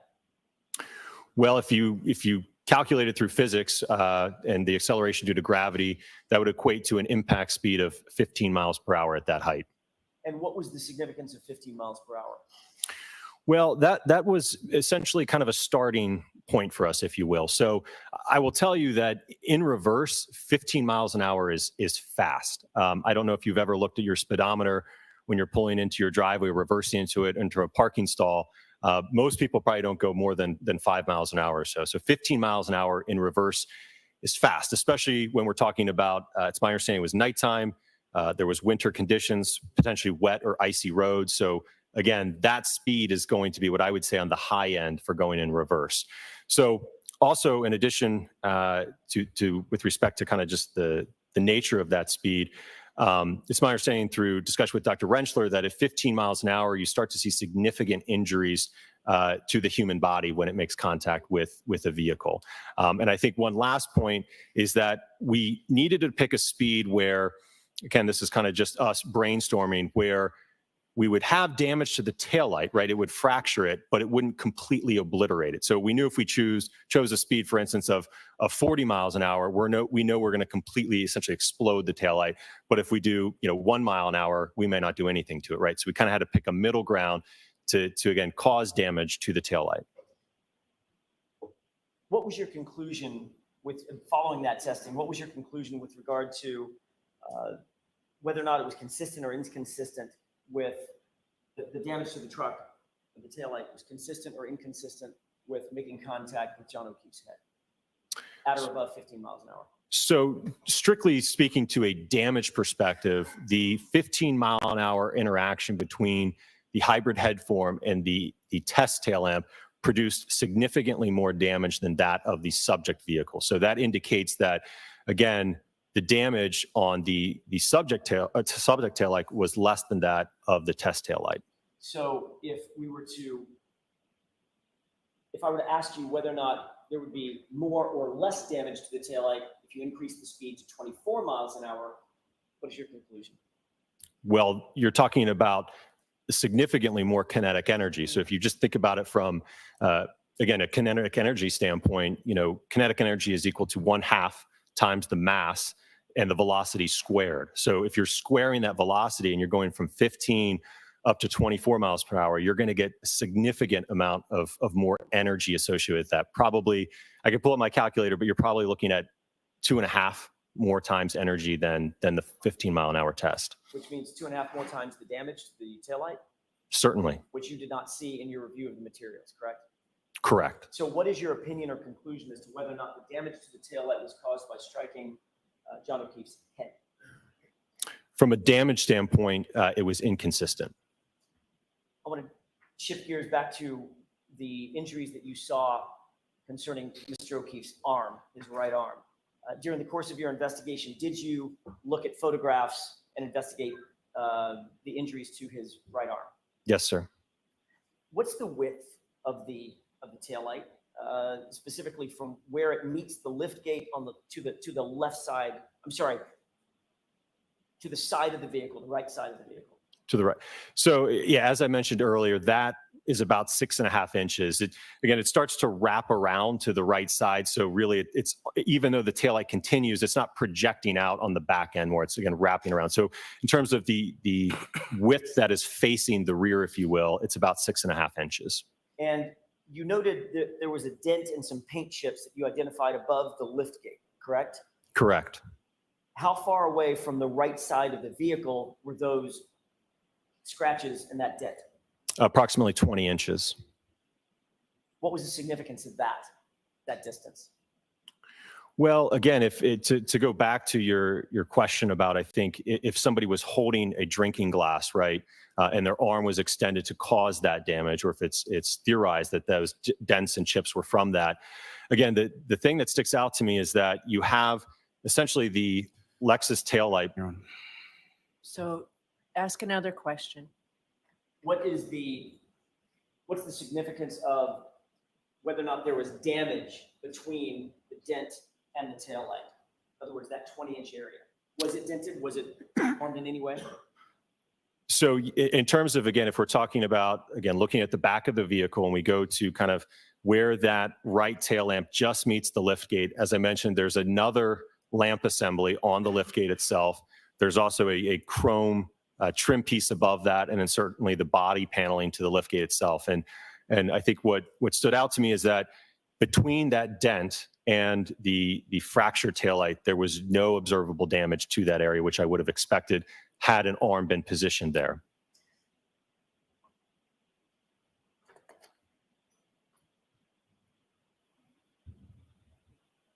Can you calculate, or could you calculate, or did you calculate the amount of force that would be required to strike a person just only on the outstretched portion of his arm in order to project him a number of feet, for instance, 30 feet in one direction or another? Okay, I just want to make sure. Objection. Take a distance out of it. Break it down. I'll ask you the same question, but without the 30 feet. Okay.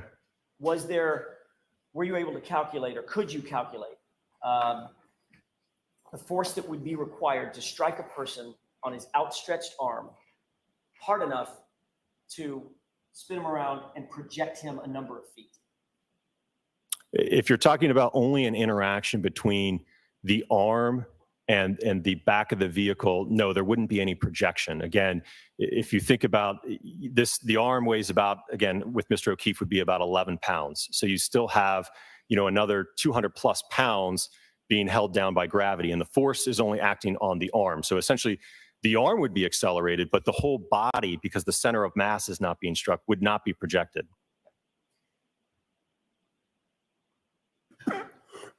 Is the absence of the damage that you described, the absence of damage that you described between the dent and the rest of the vehicle, with the exception of the taillight, is that consistent or inconsistent with striking an outstretched arm of a human being? Objection. I'll allow that. That would be inconsistent in my opinion.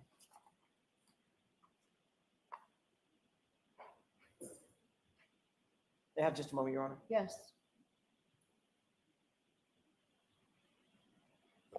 And what is your opinion, Doctor, as to the amount of damage that you would expect to see at 15 miles per hour or above on the taillight if, in fact, that vehicle were moving in reverse and were to strike something on a human body, for instance, an elbow or an arm? Objection. I'll allow that. I'm sorry, can you repeat the question? Probably not.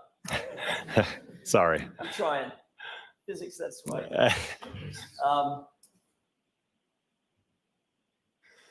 From your testing, what would you expect to see in terms of the damage to the right rear taillight if, in fact, that taillight were to make contact with a part of a human body, for instance, an elbow or an arm, at 15 miles an hour or above?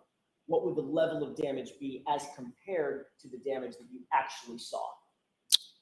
Well, if we compare it to, again, looking at the drop test that we did with the hybrid head, which weighs about 10 pounds. So again, if we're talking about now a human arm that's comparable in that same weight, we certainly would expect to see a comparable level of force and damage. So as I mentioned, if the arm is outstretched across the right tail lamp and into the liftgate section, I would certainly expect to see deformation to that body paneling, even potentially the tail light on the liftgate itself and that chrome piece as well.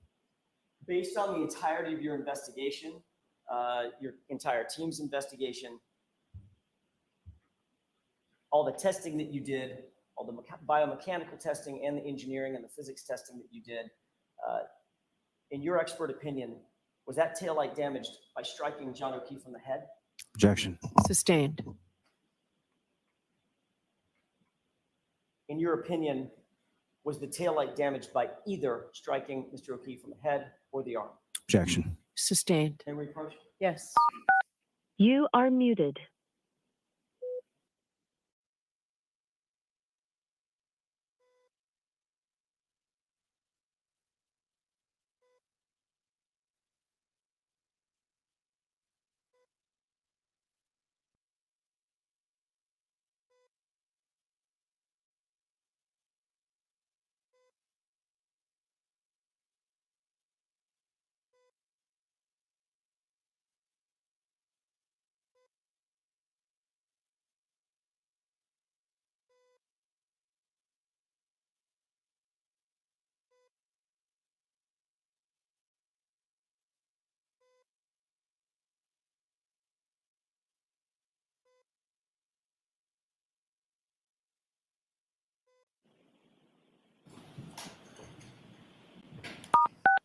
You are unmuted.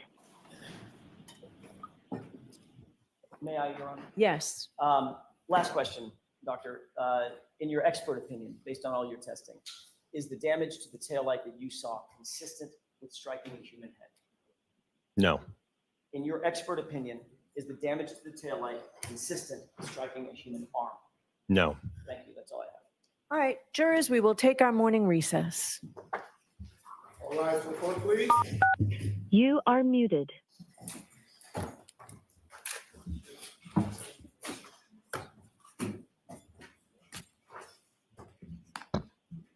Call me, please.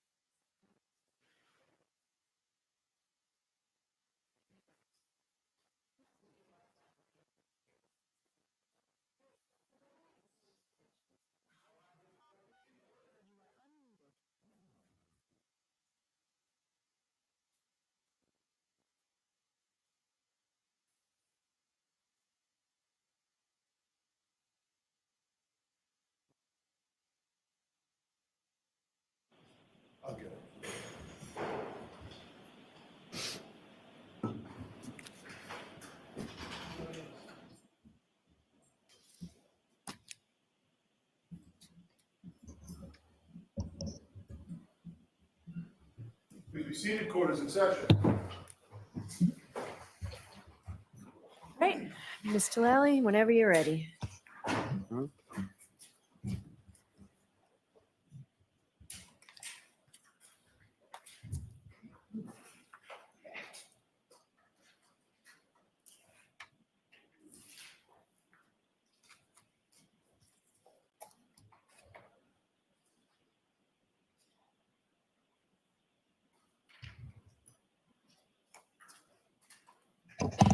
Morning, sir.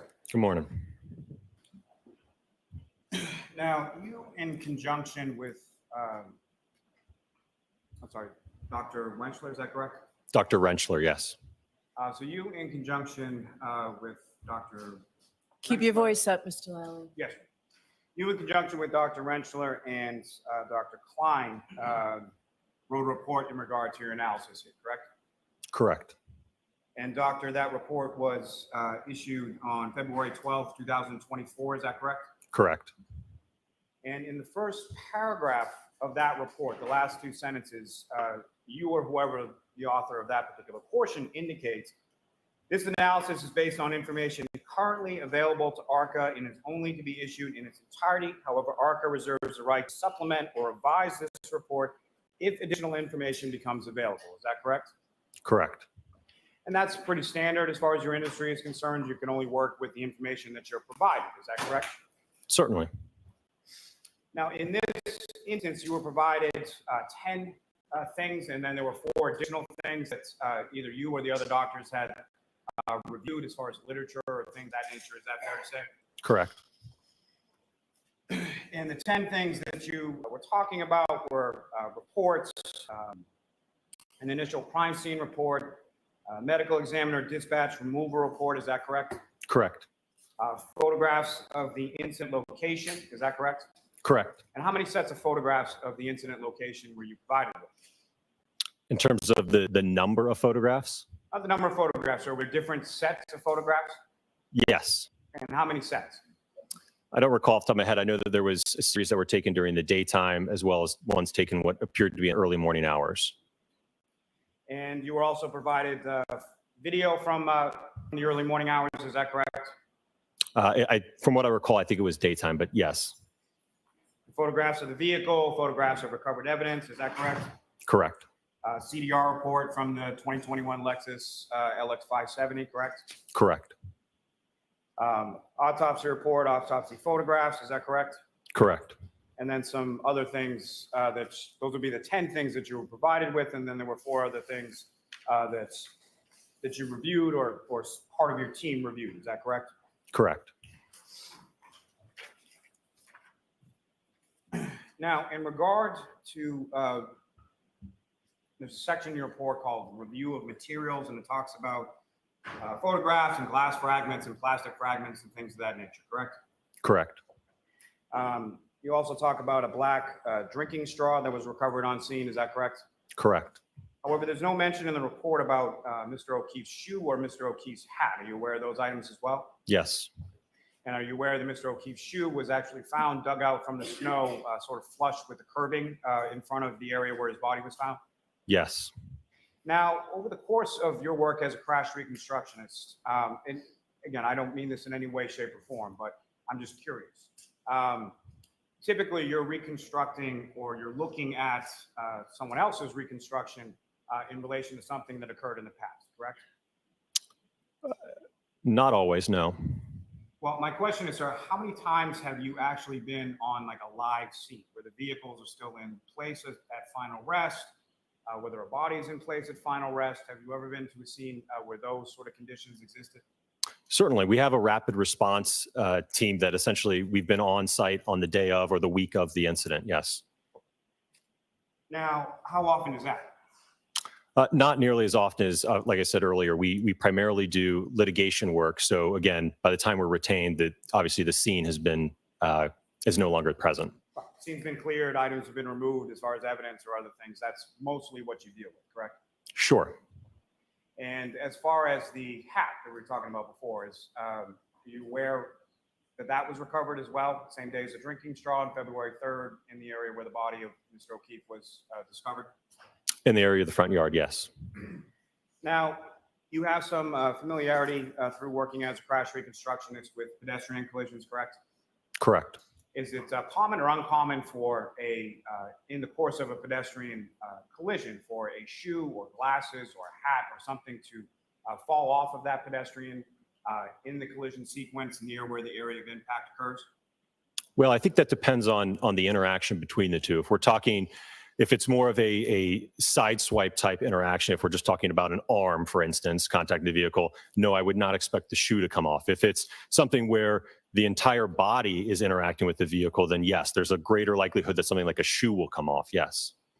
So that is consistent in general terms with the pedestrian collision of the shoe coming off, correct?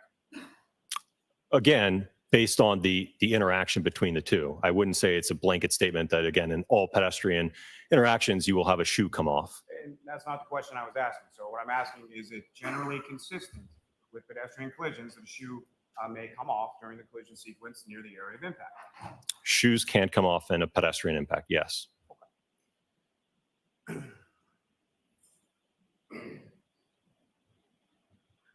Now, again, you were testifying earlier about the damage to the Lexus being isolated in the area of the taillight, correct? Correct. And that was based on the information that you were providing, correct? Correct. Now, with respect to any of the materials that you were provided, was there anything in the materials that you were provided that indicated that just the arm or an outstretched arm of Mr. O'Keefe interacted with the vehicle? No. And based on your review of any of the materials that you were provided, was there any information stating that Mr. O'Keefe had been struck in the back of the head by the taillight assembly of the Lexus? No. And based on any of the materials,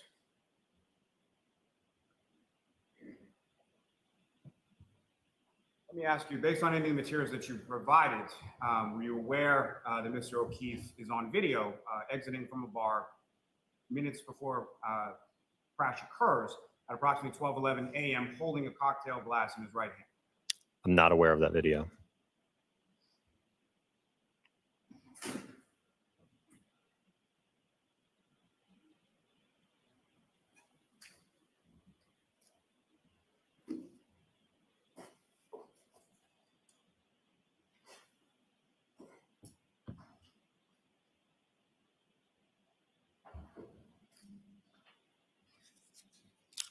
Now, other than the materials that we just went over, as far as the 10 things that you were provided, you weren't provided anything else, is that correct? That would be correct. And so sort of the questions that you endeavored to answer, those were questions that you didn't know from any of the materials that you were provided, is that correct? If I understand your question correctly, there was nothing in the material that indicated the questions we were to answer, if that's what your question was. That is my question. So there was nothing in there, is that correct? Correct. If I may have a moment, John? Yes.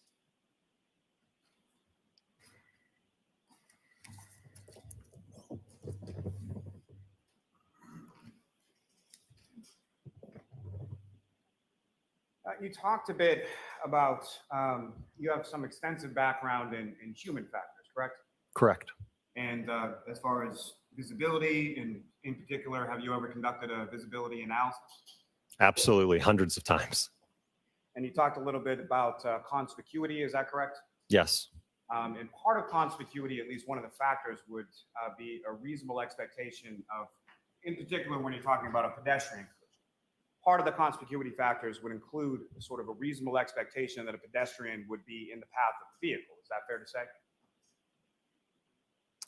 I don't understand your question. Sure. When you're talking about conspicuity or visibility analysis, in particular, you're talking about something called PRT, or perception reaction time, correct?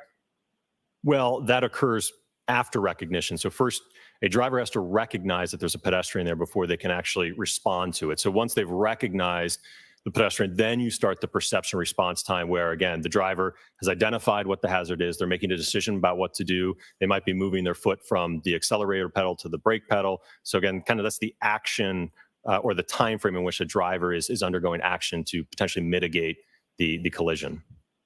And pedestrian reaction time, that's a pretty commonly used industry sort of standard as far as crash reconstruction goes, correct? Well, I would say that it's used in the field of accident reconstruction, but as I mentioned earlier in my testimony, there isn't a blanket number in terms of perception response time. As I mentioned, it's based upon the hazard that the driver is presented with. Again, if you've got a pedestrian crossing the roadway, that's going to be one particular perception response time based upon studies and naturalistic data versus a driver suddenly stopping in front of you, right? It's not the same perception response time in every scenario. No, understood. And there's different variables that may affect that as far as someone's age, as far as the lighting that's available, other things. Is that correct? Sure. And one of those things might be the reasonable expectation of a pedestrian being present in the roadway as you're driving along, correct? Expectancy can play a role, yes. In expectancy, what we're talking about is sort of the disparity or the difference between driving along a country road where there's no houses for miles and miles versus an urban area where there's crosswalks every 15 feet, correct? Sure. Now, in that expectation of privacy, how high would that be if we're talking about a pedestrian that actually exited from the vehicle that then strikes? I don't understand your question. Let me ask you this. If the operator of the vehicle has a passenger who then exits the vehicle and goes towards the back, would there be a high reasonable expectation that the pedestrian would be located in that area? I don't know if I would classify it as high. What would you classify it as? I honestly don't know that I have a classification to it. Now, you never looked at the defendant's vehicle in this case, correct? Correct. Are you aware that the defendant's vehicle is still in police custody and available for inspection? I'm not aware of that. Did you ever ask to look at the defendant's vehicle? No.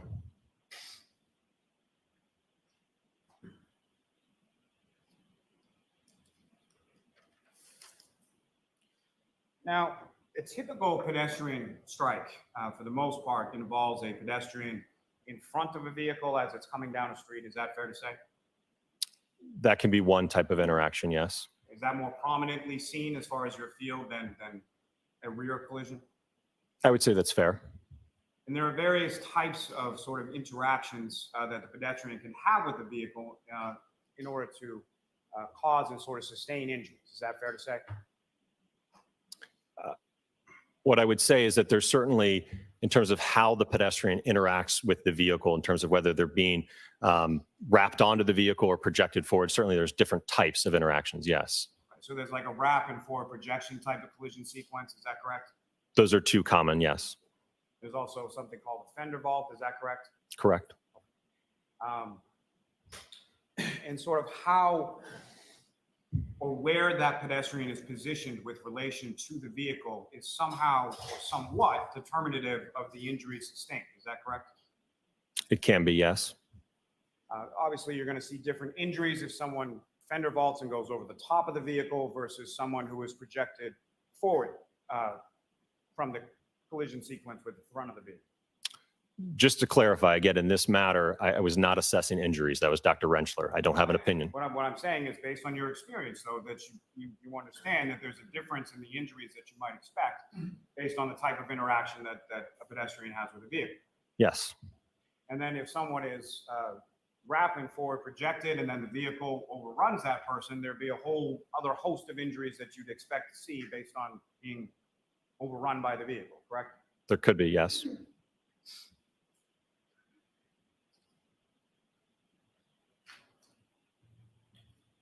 Now, the testing that you did with respect, these are essentially experiments that you're doing, correct? That's fair, yes. And am I correct in saying that in scientific experiments or in the world of scientific experiments, there are certain things called variables that you're trying to account for? Is that correct? I would say that's fair, yes. And essentially what you're trying to do is control as many of those variables as you can in order to best replicate whatever the conditions were at the time that what you're testing to see actually occurred. Is that correct? Correct. Now, what, if anything, did you do to control variables in relation to temperature? So one of the things we did with all of the tail lamp assemblies that we tested is that we preconditioned them to approximately 28 degrees, so that they had reached a steady state temperature before we subjected them to the impact testing. And where in your report does it say that? I don't believe that's explicitly stated. Is it implicitly stated anywhere in your report? Again, as I'm telling you, that's part of what we did for the testing. I understand that's what your testimony is, but you wrote a report, correct? Right, and I don't know that I detailed every single part of the test. Again, we summarized it. Understood. So what did you do to control any variable as far as wind? Well, when you're talking about a projectile such as a glass, again, that's being projected at 37 miles per hour, again, there would be probably minimal effects in terms of the wind. Even if there was a blizzard going on? Again, what we're going after here is ultimately conducting a test such that the drinking glass arrived at the location of the taillight. So if you're trying to say that, okay, he threw it this way and the wind blew it towards the taillight, sure, that could be a possibility. And sir, I'm not trying to say anything. I'm just asking, are you aware that there was a blizzard and that there were wind gusts up to 37 miles per hour during the time that this collision occurred, and that's not accounted for in your test? Were you aware of that, sir? I'm aware that there was inclement weather at the time, yes. Now, with respect to what type of glass did you use? So we used a rocks drinking glass. So that's a glass that has a thicker base and a shallower sidewall. And so what I'm asking, sir, was it cocktail glass, was it pint glass? What kind of drinking glass are we talking? A rocks drinking glass. And how tall is that rocks drinking glass that you use? If I had to estimate, I think it was about 3 or 4 inches tall, probably. And the thickness, did you measure that as far as the thickness of the bottom of the glass? No. Was the thickness of the bottom of the glass thicker or more thick or less thick than the top of the glass? Are you talking about this in comparison to the sidewall of the glass? Talking about in comparison to itself. So you have a glass, this rocks glass. Was the bottom thicker or the top thicker? The sidewall would be taller, if you will, than the base. And so when you're projecting this thing out of the device that you created, the whatever it was, are you facing sort of the top of the glass where you would be sipping out of, or the bottom of the glass at the tail light? So in the testing, the interaction between the tail light and the glasses was primarily between the base and the tail light. Now, with reference to, I asked you a little bit about the video, and you weren't aware of Mr. O'Keefe exiting from the Waterfall Bar at 12:11 in the morning, about 15, 20 minutes before he struck by a vehicle. You're not aware of that? I'm not aware of that.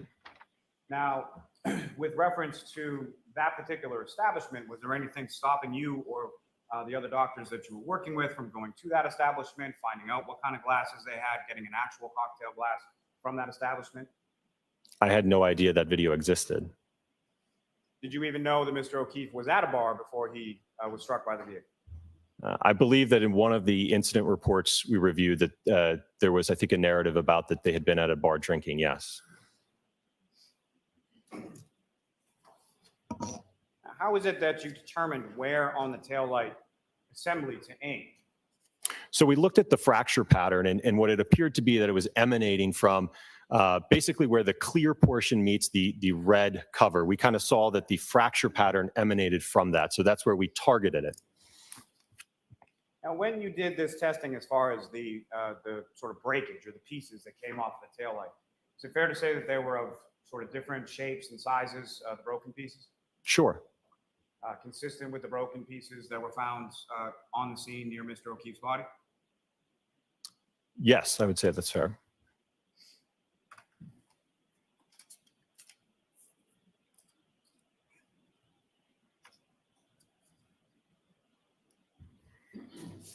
Now, I know you may not be the person for this, but just as far as your reviewed some of the autopsy report, medical findings in regard to Mr. O'Keefe, correct? Correct. And the injuries to Mr. O'Keefe were primarily on the right side of his body, correct? Correct. So there were injuries to his right arm and forearm, elbow area, correct? Correct. There was bruising to his right hand. Do you recall that? Yes. There was an abrasion to the outside or the posterior of his right leg near his knee. Do you recall that? I don't know that I recall that off the top of my head. And do you recall sort of the skull fracture or the laceration immediately outside of the skull fracture was on sort of the right back of his head? Yes.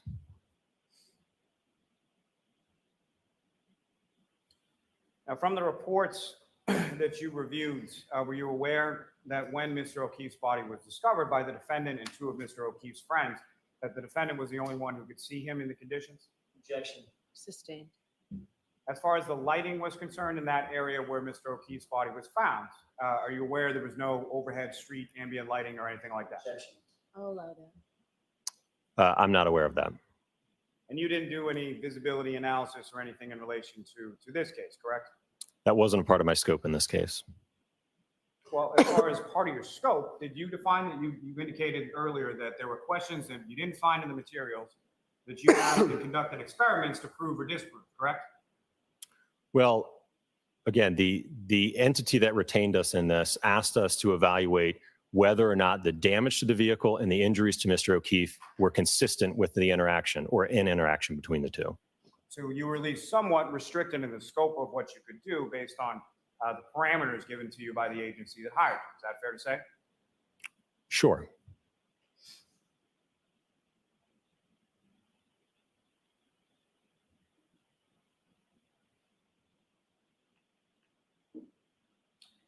Now, as far as any statements by the defendant to investigating troopers either that afternoon or that morning when Mr. O'Keefe's body was discovered, were you familiar with any of those?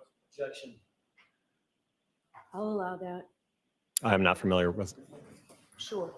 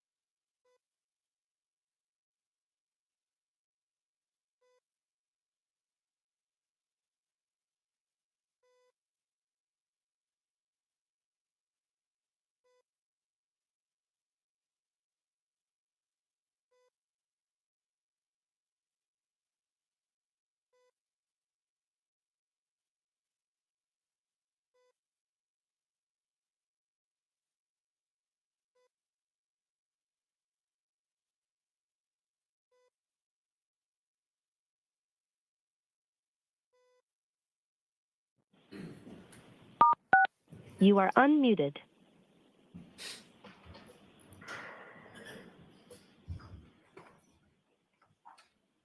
So, doctor, with regard to the defendant's statements, at any point were you did you review materials, or were you made aware that the defendant said to multiple people on scene, "I hit him, I hit him, I hit him, I hit him"?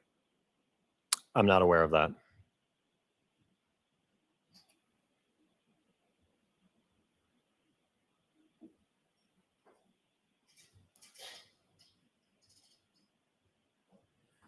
May I have a moment, Your Honor? Yes.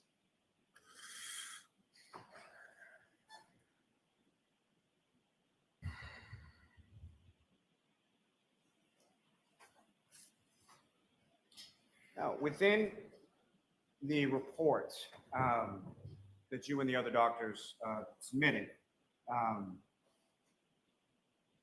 there's an indication that if either Mr. O'Keefe's arm or head had interacted with the taillight, there'd be some expectation that either blood or DNA would be contained on that taillight. Is that correct? I believe, yes, that was stated in the report. And at any point were you made aware that Mr. O'Keefe's DNA actually was recovered from that taillight assembly from the defendant's vehicle? No, I was not.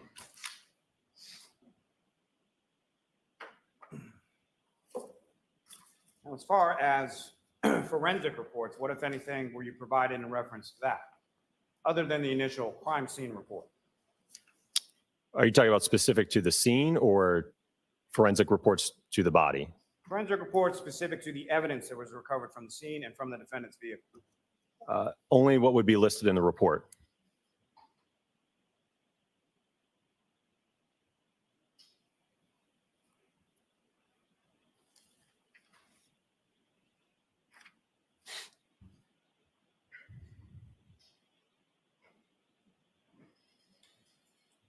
Now, you indicated one of the materials that you were provided and you reviewed was the EDR, event data recorded data.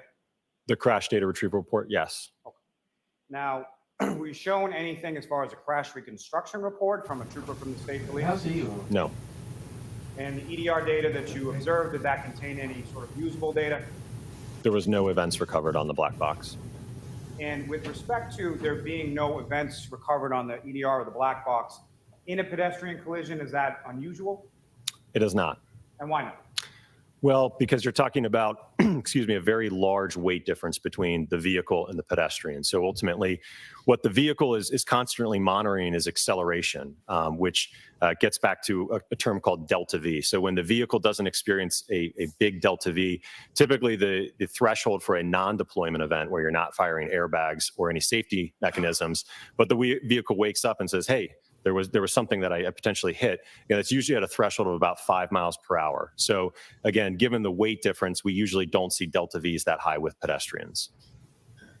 And is that in some respects because what the EDR and what the safety restraint systems are designed to protect is the occupants of the vehicle, correct?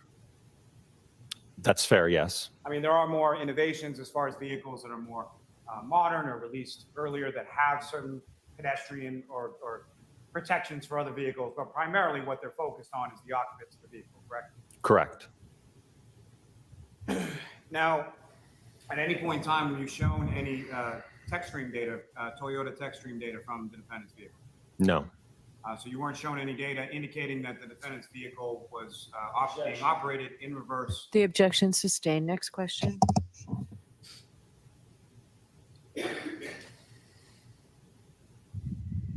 So with regard to the defendant's statements, were you also not told that the defendant told several people that she had just gotten into a fight with Mr. O'Keefe right before she dropped him off at 34 Fairview Road? So that's sustained.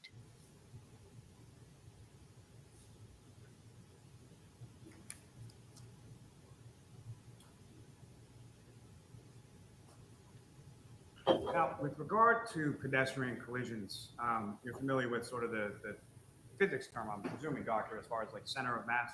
Yes. And what kind of role does a center of mass for a pedestrian play in relation to center of mass of a vehicle as far as how the two interact? Well, it depends, again, on the vehicle structure. And again, when you're talking about where's the hood height, the bumper height, and the CG or the center of gravity of the pedestrian, that, again, will kind of dictate how they interact with between the vehicle and the pedestrian.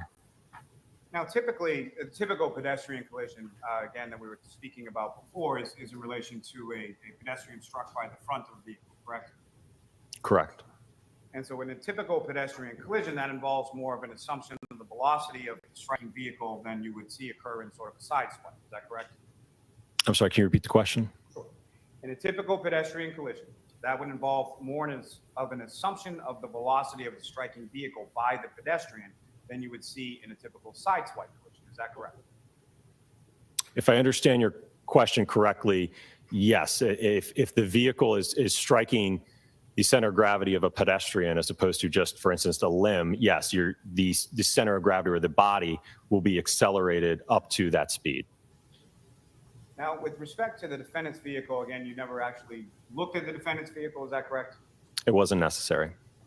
And did you look at the actual taillight housing from the defendant's vehicle?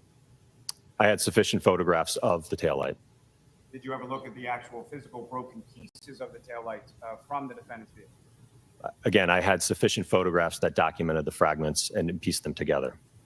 And you're aware, at least, that the fragments that were recovered on scene were then sort of put back together and put overlay over the taillight housing that was taken from the defendant's vehicle? Yes. And through any of the pictures of the photos that you observed, did you ever see a piece of metal protruding underneath the broken and shattered plastic pieces from the taillight? I believe it was a plastic chrome piece.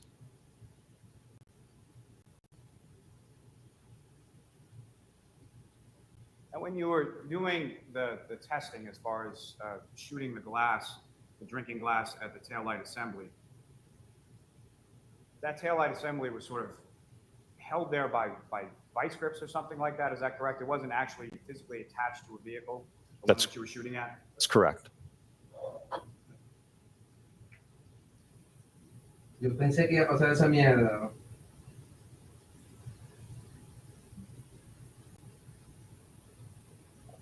Marico, yo pensé que se me iba a pasar el mismo.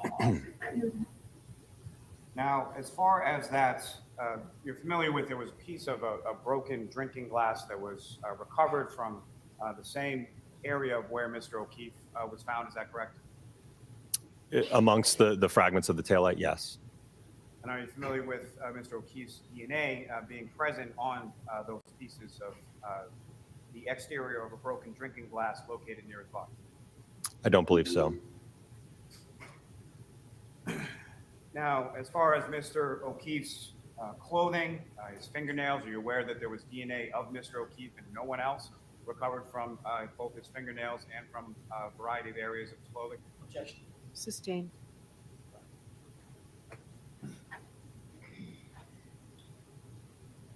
Now, from the crime scene report that you reviewed, are you aware that there was human hair that was located on the right rear quarter panel near the dent that you're talking about? Objection. I'll allow that. Yes. Are you familiar or are you aware that subsequent mitochondrial DNA testing found that the mitochondrial DNA profile for that hair was consistent to a probability of 99.895% with the mitochondrial DNA profile of Mr. O'Keefe? I'm not aware of that.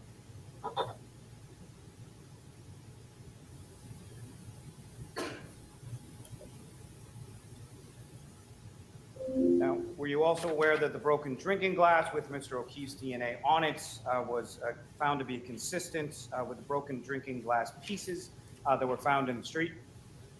Objection. I'll allow that. Can you repeat the question? Sure. Were you aware that the pieces from the exterior of the broken drinking glass found near Mr. O'Keefe's body with his DNA on it were then found to be consistent with pieces of broken drinking glass that were located in the street of 34 Fairview Road? Yes.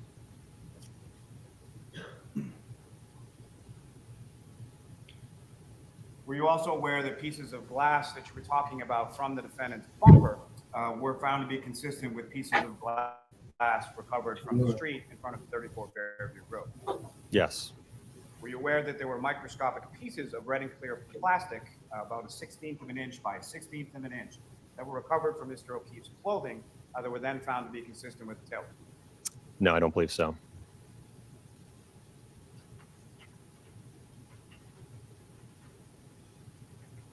Now, as far as, again, you weren't provided with any sort of reconstruction report from a Trooper Paul from the state police? No, I was not. So you're not aware that he took measurements from the ground to where certain items were on the vehicle? The objection sustained. He didn't see the report. Sure.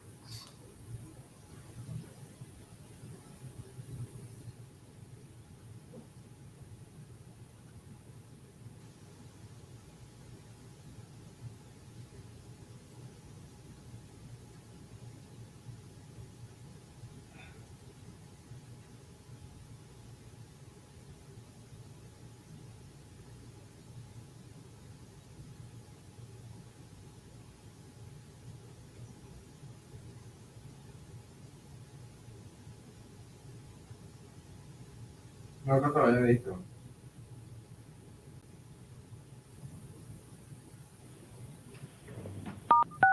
You are unmuted. Yes.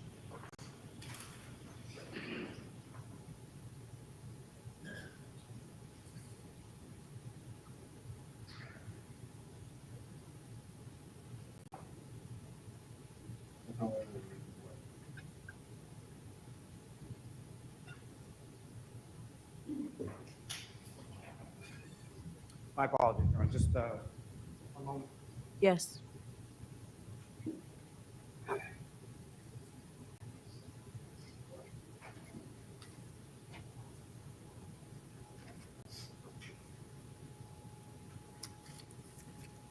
Now, doctor, in the course of your analysis or review of materials here, were you ever provided with a video of the defendant backing out of a garage and making contacts with Mr. O'Keefe's vehicle in his driveway at about 5:07 in the morning on January 29th? No. No, cierto, disculpe. Now, as far as from your review and your testing and everything that you did in this case, if a collision occurred at a lower speed, say 1, 2, anywhere from 0 to 5 miles an hour, would that create the damage to the taillight that you observed in this particular case? At that speed, no.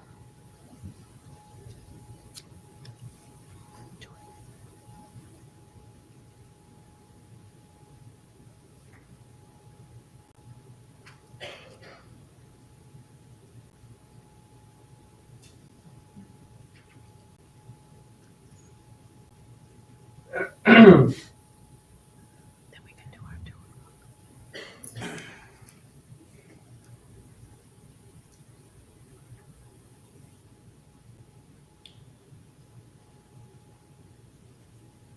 So there were about 10 items that you were provided that you reviewed, is that correct? Correct. And a number of different items that I just asked you about that you weren't provided with or you weren't aware of, correct? Correct. And again, in your report, in the very first paragraph, you indicate, however, ARCA reserves the right to supplement or revise this report if additional information becomes available, correct? Correct. I have nothing further. All right, Mr. Jackson? Thank you, Your Honor. Ah. Very briefly, Dr. No. You were asked on cross-examination a couple of questions about hair, DNA on the outside of the taillight lens, I'm sorry, the taillight housing, and glass material. Do you recall that? Yes. Does any of that change your opinion about your opinions and conclusions in this case? Objection. I'll allow that. Absolutely not. What is your conclusion as to whether or not the damage to the vehicle and the injuries to the human being are consistent or inconsistent with vehicle interaction? Objection. Sustained. All right, Dr. Wolf, you are all set, sir. Thank you.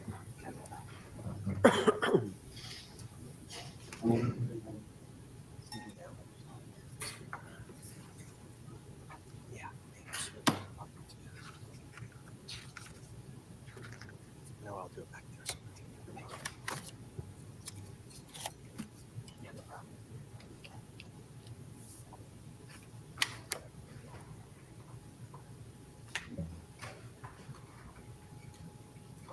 Yeah. Yes, Your Honor, we would ask Dr. Andrew Rinchey to join us, please. okay.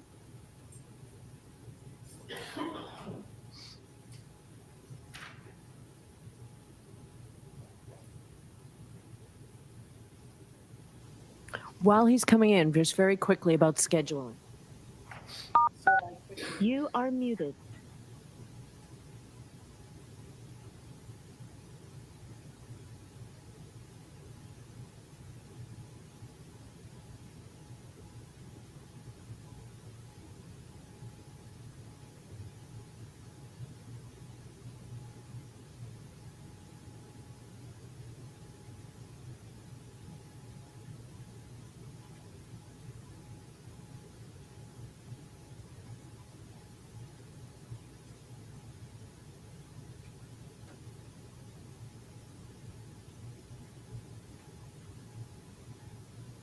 Yeah.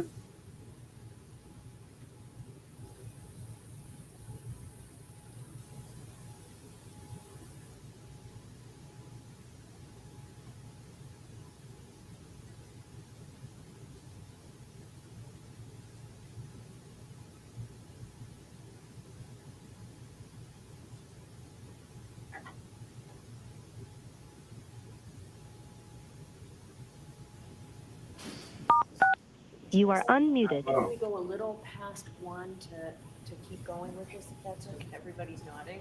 All right, thank you. Me está un poco nervioso, ¿no?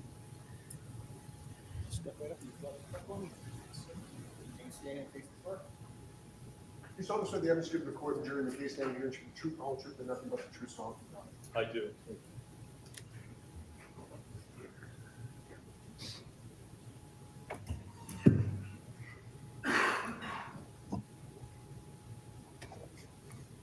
May I inquire? Yes. Doctor, could you please state your first and last name, spelling your last name for the record, please? Certainly. Andrew Rentschler, Rentschler. And what do you do for a living, sir? I'm a biomechanical engineer and accident reconstructionist. And who do you work for? I work for a company called ARCA LLC. How long have you been in that position as working for ARCA, first of all?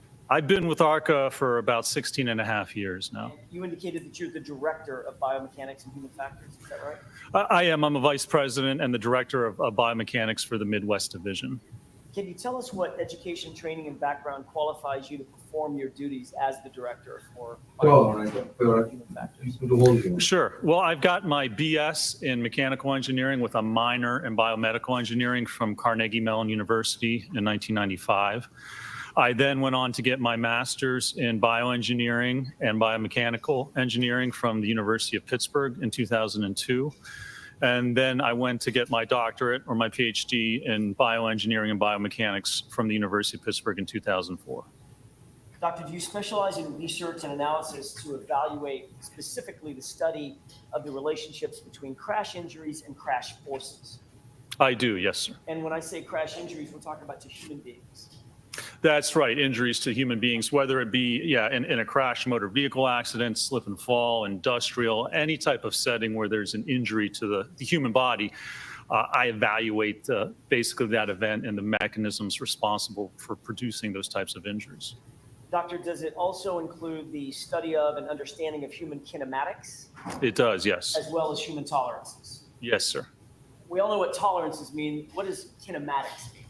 So kinematics is really just the motion of the human body, and it's the study of the human body, how the body moves under different circumstances, whether you're in a car that's struck from behind, what direction will your body move, slip and fall, how will your body rotate and move. It's really looking at the motion and the response of the body.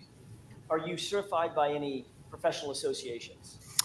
I have a PhD. There's no professional licensure for biomechanical engineering. PhD is the highest, basically, certification you can get. And I'm also a member of SAE, Society of Automotive Engineers, as well as the American Society for Mechanical Engineers. Have you received additional training and education in further beyond your PhD and the associations that we just talked about? I have, yes, sir. Can you describe, without going through all the detail, describe the kind of continuing education that you engage in? Well, I attend seminars and professional classes with respect to biomechanics as well as action reconstruction, but looking at new technology and research with respect to injuries. For instance, motor vehicle accidents, if there's new safety measures such as airbags, seatbelt pretensioners, auto detection devices on vehicles. So really kind of staying up to date with the current research and literature that's out there. So your specialty, your subfield, if you will, in terms of your engineering degree and education is literally in accident reconstruction and the effect that accidents and incidents can have on the human body. Is that right? It is, yes. And biomechanics is really, it's looking at injury to the human body. So, we use traditional engineering principles and apply it to the body because an injury is just an engineering problem. Instead of looking at a piece of steel that if you know the dimensions and size and you apply a force, it'll bend and break. We look at the human body. How much force does it take and how does the force have to be applied to get a humerus fracture or an intervertebral disc injury or any type of injury? There's specific forces and mechanisms you need to produce those injuries. And that's what I do as a biomechanical engineer. Is there a difference between a biomechanical engineer and a doctor? There is, yes. In terms of injuries? Yes. Tell us about that. So we really approach injuries from two different directions. Someone has an injury, you go to the doctor, you go to the hospital, the medical doctor will diagnose that injury, determine the best way to treat it, and determine what the prognosis is. As a biomechanical engineer, I look at that injury from a different direction.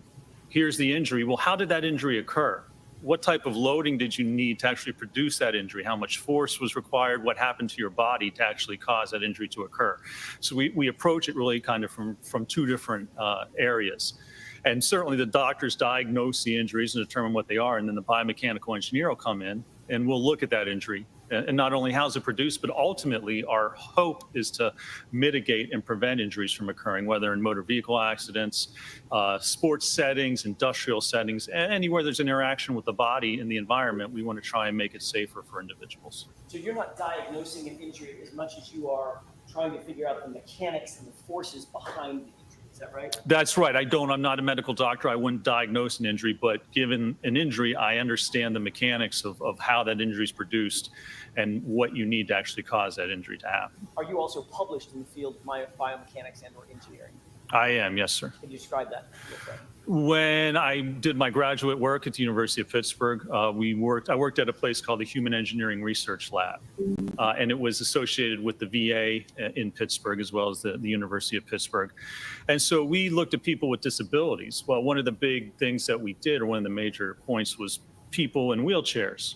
So if you have to propel a manual wheelchair, you put a lot of stress and force on the arm, the shoulder, the elbow, the hands, carpal tunnel. So we look at the injuries that are produced during those types of events. How can we reduce the force acting on the body for someone like that? So it's looking at, again, how the body responds, how we can set up a chair differently to actually reduce the amount of force someone might experience doing that type of an activity. Have you qualified as an expert in the past in the area of biomechanical engineering and human factors? I have, yes. In furtherance of, let me ask it this way, were you asked to engage in an analysis, ARCA, to be engaged in an analysis of the incident that is currently before the court? I was, yes, sir. Did you produce, or did your team produce a report about your opinions and conclusions, including the testing and the methodology that went behind those opinions and conclusions? We did, yes.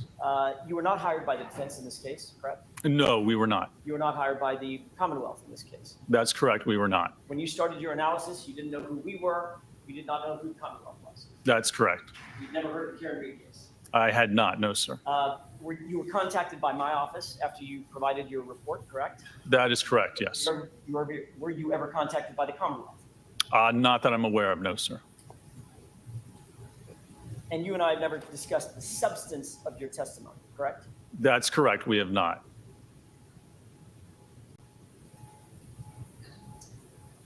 Would you consider that your analyses, your conclusions and opinions in this case are completely independent of any party in this room? Objection. Sustained. You've not been paid by the defense, is that right? I have not, no, sir. And you do not answer to us in any way? I do not, that's correct. You indicated that you and your team were asked to undertake a review of the circumstances. What exactly did you review in coming to your opinions and conclusions and performing the tests that you performed? Well, we looked at, there was police reports with respect to the incident, medical records for Mr. O'Keefe, as well as the autopsy report, photographs of the evidence in this case involving the Lexus, the tail light, the incident scene where the evidence was found, as well as some other documentation. And you also worked with Dr. Wolf, who just left the courtroom, correct? I did, yes. Did you two have sort of a distinct role in, although working as a team, a distinct role in making determinations and conclusions about the incident? That we did. There was a distinction. Certainly some of our work overlap, but there was a distinction with what each of us actually did and performed with respect to this case. Following your review and your investigation and analysis, did you make any determination as to whether any of the injuries suffered by Mr. O'Keefe in this case were consistent with producing the damage that was seen on the SUV? I did, yes, sir. And what did you base your opinion on? My opinion was based on certainly the medical records, the description of what the injuries were, the damage that we have to the Lexus, primarily the right rear tail light cover, as well as we performed testing to evaluate the strength of that tail light cover and look at the damage associated with different types of impacts. And also to look at the overall evidence of where everything was found, where Mr. O'Keefe was found, what the injuries were, how they may or may not have occurred based on the damage we have to the vehicle. So did you look specifically to find whether or not you could determine the forces required for Mr. O'Keefe to suffer the injuries that you saw in the records, medical records, et cetera? I did, yes. I determined in my analysis whether there was sufficient force with that damaged taillight and interaction with that taillight to produce any of the injuries that were listed or diagnosed in the autopsy report and the medical records. What, generally speaking, what injuries would you expect to see in a vehicle-pedestrian interaction at, say, 24 miles per hour? Objection. I'll allow that, just generally, Dr. Wood, please. Yes, Your Honor. So 24 miles an hour, once you get up to that speed, you start to see fractures. You see significant ligament and tendon damage. I mean, usually about 15 miles an hour, 15 mile an hour impact is where you start to see damage to, for instance, the leg and the knee. At that speed, you're going to produce, if you impact the vehicle, you're going to produce upwards of 1,000 pounds of force on the body, depending on what part of your body impacts the vehicle. So certainly at 25 miles an hour, you start to see significant injuries occur. Is that true for any part of the body that is struck, whether it's center mass or an extremity? 1,000 pounds of force because of the speed of the vehicle? Well, yes, so force is equal, Newton's second law of force is equal to mass times acceleration. So the acceleration is going to be the same. It depends on the mass of whatever body part's being hit. So from the testing that we did at 15 miles an hour, we used a head form which weighs about 11 pounds. And that produced almost 1,000 pounds of force, a little under that for the head. So anything that weighs 11 pounds is going to produce almost 1,000 pounds of force. The heavier the object, if you get hit center mass, that's going to be even greater force because that's more mass than just 11 pounds. So the acceleration is the same for each body part. It just depends on the weight of the body part and how heavy it is to determine the force that's actually exerted on the body. Did you review, in furtherance of your conclusions and opinions, did you review records that indicated injuries to both a head as well as an arm, right extremity, right arm? I did, yes, sir. Taking those one at a time, is the injury to the head that you saw consistent with having been struck by a vehicle at 24 miles per hour? It is not, no, sir. Can you explain why that is?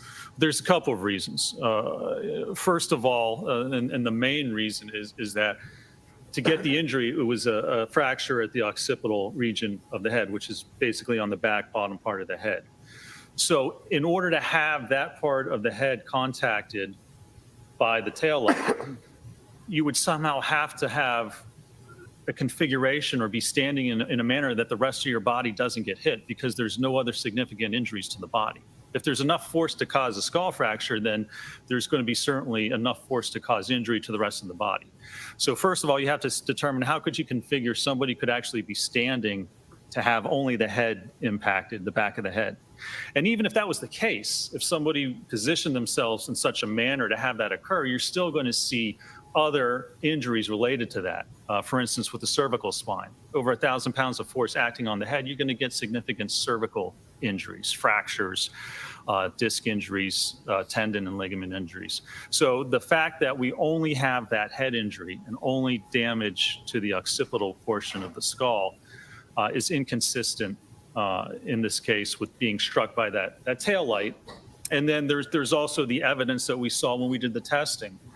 At 15 miles an hour, where we dropped the head form, so that would be akin or like a vehicle backing up at 15 miles an hour hitting the head. We had more damage to the tail light in that test than what we saw with the subject tail light cover.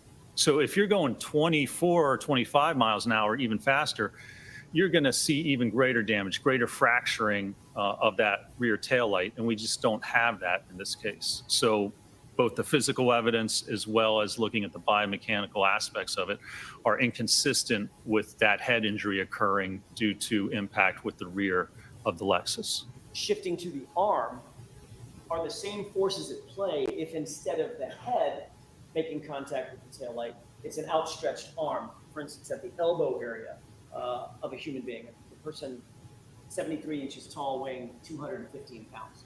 Objection. The objection sustained. Ask a different. Sure. Shifting to the arm, are the same forces at play if instead of making contact with the head, you make contact with the arm, an outstretched arm? They are. I just explained the force is mass times acceleration. So if the arm weighs the same as the head, you're still going to get that same force, almost 1,000 pounds. Does the arm weigh the same as the head? It does actually, almost identical, because your arm, just one of your arms, including the hand, forearm, and upper arm, is about 5% of your total body weight. So for someone who weighs 216 pounds, that comes out to about 10.8 pounds. So your arm, basically your whole arm, is about the same, weighs the same as your head. So is your analysis the same then if the arm, close to an 11-pound arm, made contact with the taillight traveling at 24 miles an hour, at 15 miles an hour, would you expect even more damage to the taillight at a higher speed? Objection. Allow it. Watch the leading. Sure. Yes, you would. If it's higher than 15 miles an hour and you have an arm actually striking that taillight, you're going to get even more significant fracturing, more damage to that taillight at a higher speed than what we saw. So was the taillight damage consistent or inconsistent with striking an arm? Our findings was it's inconsistent for a number of reasons, but it's inconsistent with striking the arm. Yes, sir. Okay. I want to shift back to the head injury that you saw. Was the head injury that you saw consistent with falling backward from a standing position onto a rigid surface? That's certainly one of the possible scenarios. That would create the injury mechanism. You fall backwards, strike your head on concrete. That can produce thousands of pounds of force on the head. And so that's certainly a scenario where you could produce that damage. If someone was standing, they fell backwards and struck their head on the roadway or on the curb or a hard surface. So I was going to ask, if you think you may have just answered my question, those kinds of force multipliers require a hard or rigid surface or not? They do, yes, sir. So grass and dirt would not produce the same sort of force? Grass and dirt, no, that would certainly not produce the same amount of force as hitting your head on concrete. And if it was grass and dirt with a little bit of snow on the top of it, what effect is that? That's going to dampen and lessen the force even more so. What injuries, I want to shift back to the arm. I know I'm going back and forth, but bear with me. Talking about the arm, if presuming a strike at, say, 24 miles an hour on just the arm, what kind of damage would you expect to see on the arm, irrespective of the vehicle? You can see significant damage on the arm, especially if it hits at that taillight. Enough force to actually cause fracture of that taillight, that force is going to be concentrated at an initial point. And you're going to see at that point, you're going to see probably the most damage to the arm and to the skin there. So remember, at 15 miles an hour, that's about almost 1,000 pounds. So 24, 25, it's even greater. So that amount of force on the arm, certainly you're going to see extensive subcutaneous lacerations, bruising, contusions. You're going to see most likely fracture of the arm as well.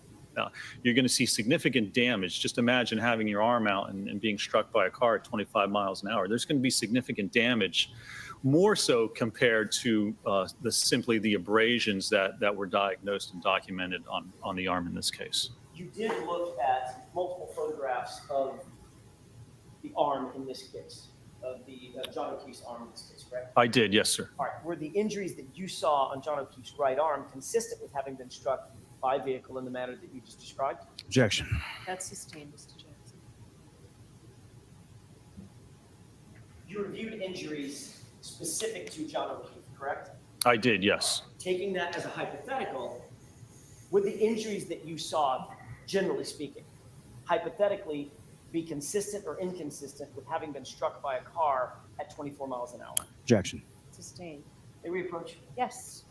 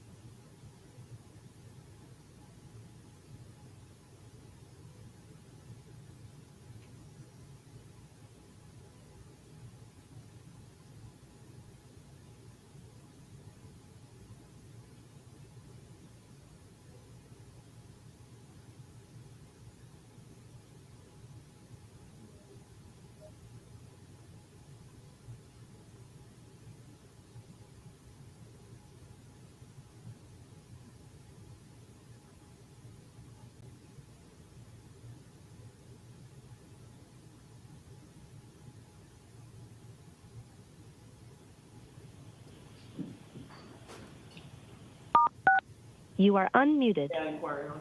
Yes. Thank you. If you were to presume, for purposes of my question, that an arm was struck by a vehicle taillight traveling at 24 miles an hour or thereabouts, would you expect to see patterned abrasions with no bruising? Objection. Or just, what would he expect to see? What would you expect to see? So again, I would expect to see significant trauma to the skin, to the bone, to the tendons. I wouldn't expect to see just abrasions, pattern abrasions. I mean, abrasion by very definition means that it's trauma to the skin, which is created through rubbing or grinding or friction.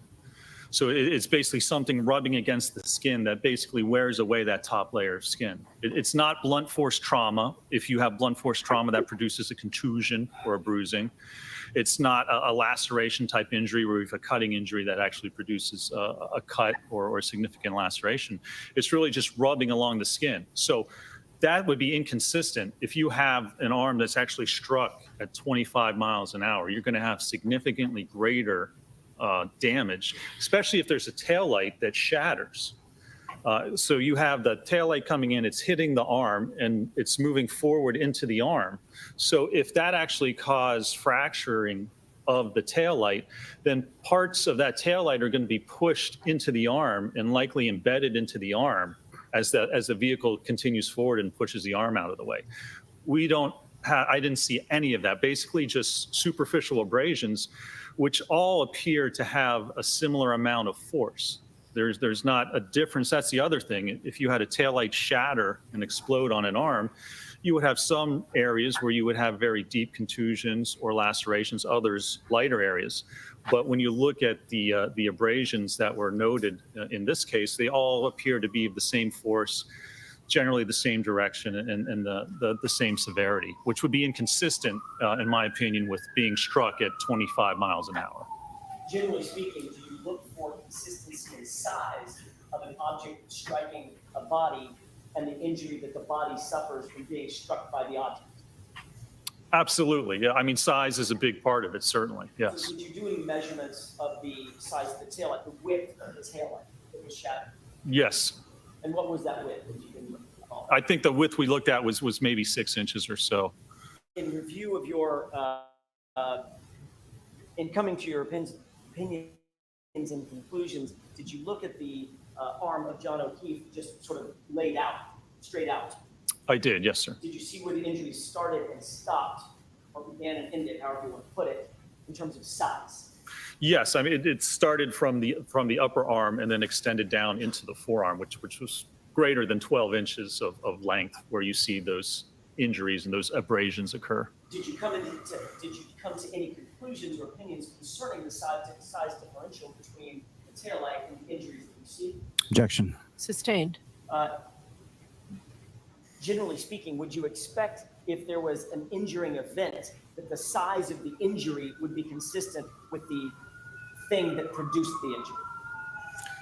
Yes, generally speaking, you would certainly expect that. And again, you would normally and usually be able to see an initial point of contact, because that's where the most force is going to occur, where it causes that taillight to break. So you would have an area of severe damage, and then it would extend out likely to the edges of where it would contact the rest of the taillight. From a biomechanics and or a physics standpoint, an engineering standpoint, is it reasonable if someone is standing with their arm extended to be hit by a moving vehicle at, say, 25 miles an hour, and the body, the center mass of the body, to be projected? Objection. Ask it to. Is it consistent in your view with engineering principles and physics principles that you know, if an arm is hit, extended, not the body, just the arm is struck, the body then to be projected? Objection. I'll allow that. It's not, no. So if we have contact, your arm's out, and we have contact to the arm. I mean, first of all, it's a ball and socket joint, so the arm can move independently of the rest of the body. So with enough force, even if you're contracting your arm and trying to hold it out as tight as possible, it's going to overcome that muscular contraction and basically just move the arm. But secondly, it all depends on your center of mass. The center of mass is kind of the equilibrium point of your body, of where your weight's distributed. And for most normal people, the center of mass occurs at your umbilicus or your belly button. So wherever your belly button goes, that's where your body's going to move. They teach this to football players, right? If you're a defensive back and a running back comes around the corner and it's you against him, they tell them or they teach them to watch the waist and watch the belly button. It doesn't matter what your head or your arms do or what their feet do. Wherever their belly button goes, that's where they're going to go. So that's what you want to tackle. So even if you had your arm straight out, again, we said it would move because of the joint. But let's assume you had a metal pole sticking out of your arm, out of your body instead of your arm, and that metal pole gets hit. What's going to happen to your body? It's just going to spin around, right? Because it's producing a moment arm, which produces a torque on the body. So your body's going to basically spin. In order to get that body, or the complete body, over, for instance, 10, 20, 30 feet into the yard, you need a force acting at the center of mass. You need an external force pushing the body that way. And that's not going to happen if you just hit the arm. It's not enough force. It's not the right mechanism to actually cause the body to somehow move that far over. Assuming that a body was struck with enough force at center mass to project that body 20, 30 feet, what injuries would you expect to be produced on that body? Objection. Sustained. If you did have a body that was projected a distance, what injuries from a car, what injuries would you expect to see on the body? Objection. I'm going to see you at sidebar the last time on this.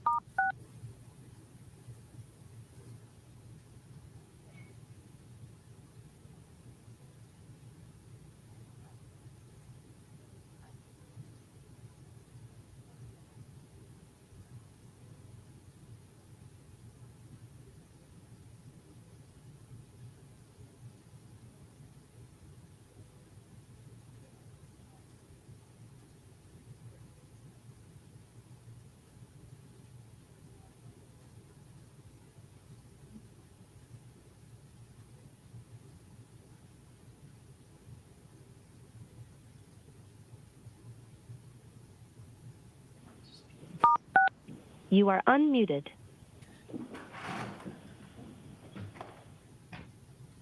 May I, Your Honor? Yes. Doctor, do you have my question in mind? You need me to repeat it? Maybe repeat it, yeah. Easy for you to say. Assuming that a body was struck center mass with enough force from a vehicle traveling at whatever speed to project the body off the ground, would you expect to find injuries on that body? You would, and you would actually see that there's specific injuries because let's say you're standing forward and you get hit on the right side with a vehicle. You're going to get injuries and damage to the right side of the vehicle as that vehicle impacts you. It depends on the profile of the vehicle, how high the hood comes up, whether you're going to wrap up onto the hood, or if it's a van or the back of an SUV, it will project or push your entire body to the left. So you're going to get initial contact and injuries to the right side of your body. And then if it propels you into the air, you're going to get airborne and then you're going to contact the ground, usually with the left side of your body. So then we're going to see a correlation of injuries to the left side of your body as it slams down onto the ground as well. And at those speeds, normally you would also see more abrasions, greater abrasions or road rash along the entire part of the body as your body then would slide until it came to the point of rest. And you did not see that in this case. Objection. Thank you. May I have a moment, Your Honor? Yes.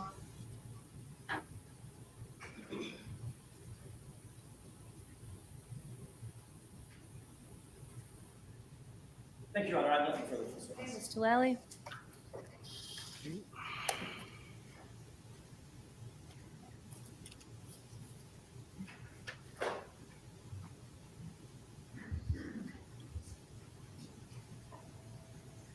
Good afternoon, sir. Good afternoon.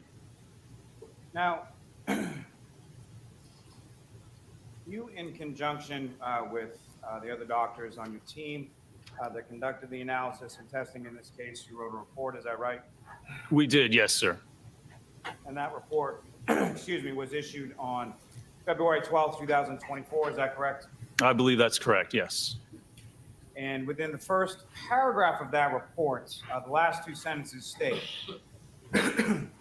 This analysis is based on information currently available to ARCA and is only to be only to be issued in its entirety. However, ARCA reserves the right to supplement or revise this report if additional information becomes available. Is that correct?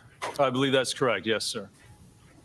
Now, the information that you received and that you reviewed either individually or as a team, that included some state police reports. Is that correct? Yes, sir. Some Canton Police Department reports, correct? Yes, Some scene photos. Is that correct? that's correct. Yes, Medical examiner dispatch removal report. Is that right? I believe so. Yes, sir. Some videos from the location of 34 Fairview Road. Is that right? Yes, sir. Some photographs of the defendant's vehicle, the 2021 Lexus LX 570. Is that correct? Yes, sir. Photographs of evidence that was recovered from the scene. Is that correct? That's correct. Yes. CDR report from the defendant's Lexus. Yes, sir. And then essentially there were some other materials, whether they be literature or other things that you and your team of other doctors reviewed over the course of formulating your opinions in this case, correct? That's correct. Yes, sir. Now, in regard to evidentiary materials that indicates within the report that were reviewed, you talk about the lens cap to the taillight assembly, the taillight assembly photographs of that nature, and then there's mention of a black straw that was found on scene, correct? Yes, sir. There's no mention in the report of either Mr. O'Keefe's shoe or his hat, correct? Objection. May we approach? Yes. You are muted.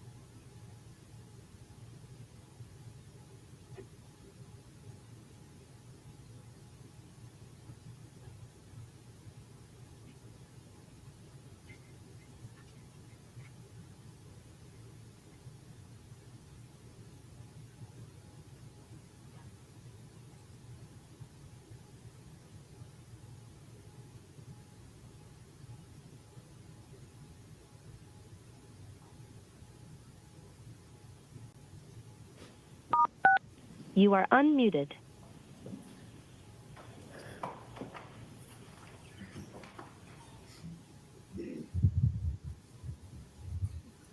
Do you need a couple of minutes, Mr. Lally, or do you need a minute? No, fine, no. Thank you.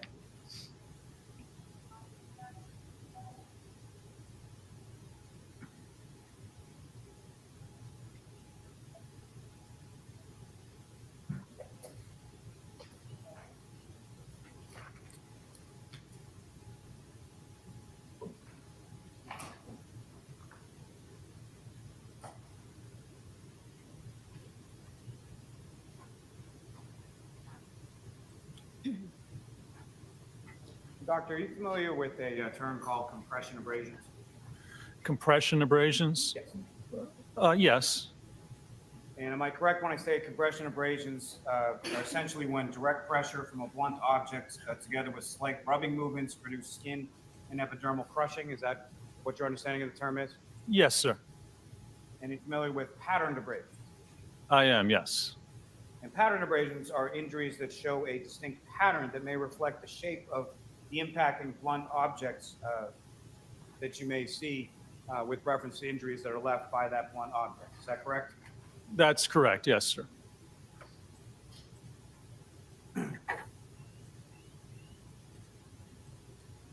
Now, as far as in general terms, from what you reviewed, at any point in time did you look at a state police reconstruction report? I don't believe that I did, no, sir. You weren't provided with that, is that correct? That's correct. I don't believe so. You weren't provided with any sort of forensic reports, DNA or anything like that, is that correct? I don't believe so, no, sir.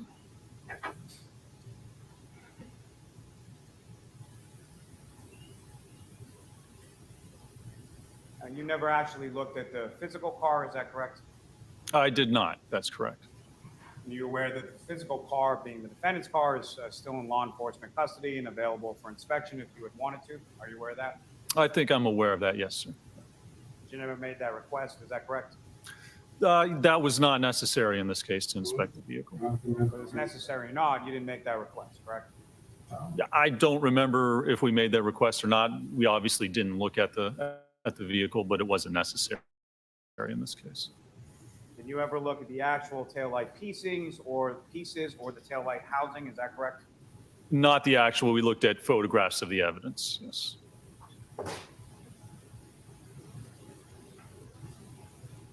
Now, the injuries that you observed or reviewed in materials in regard to Mr. O'Keefe were primarily on the right side of his body, is that correct?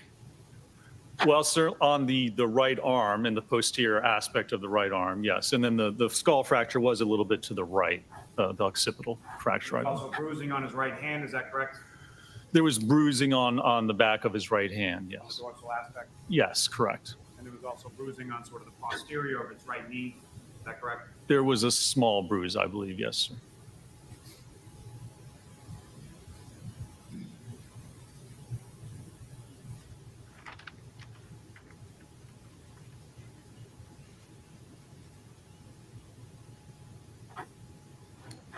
Now,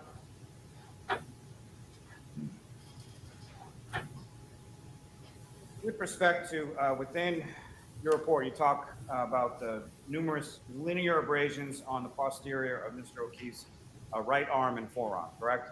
Yes, sir. And in relation to those injuries, there's a sentence in which you or whoever authored this part of the report, assuming it's you, indicate that furthermore, any such injuries would be highly improbable if Mr. O'Keefe was wearing a jacket, correct? Yes, sir. Are you aware that Mr. O'Keefe was not wearing a jacket other than a long sleeve sort of hooded shirt? I believe that came to light afterwards. Again, it doesn't affect my actual opinions in this case, but it was a sentence added in there, yes, sir.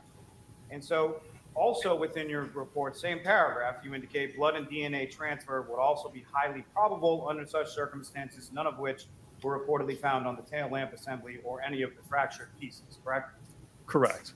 Are you aware that DNA consistent with that of Mr. O'Keefe was actually found on the tail light housing from the defendant's vehicle? I'm aware after we wrote or issued the report that it became known to us that I believe DNA was tested and some DNA was found, I believe a small amount. I don't believe any blood evidence was located or found on any pieces, but there was indication of DNA on the taillight housing. There was also DNA matching Mr. O'Keefe that was found on the exterior of the piece of drinking glass that was found right near his body. I believe so, yes, sir. And there was also pieces of approximately 1/16 of an inch by 1/16 of an inch of clear and red plastic that was subsequently found to be consistent with the defendant's taillight that was found embedded within Mr. O'Keefe's shirts. Within the shirt, I believe, yes, sir. Not his actual body. And so this is all things that you found out after you issued your report in February of 2024, correct? That's correct, yes, sir.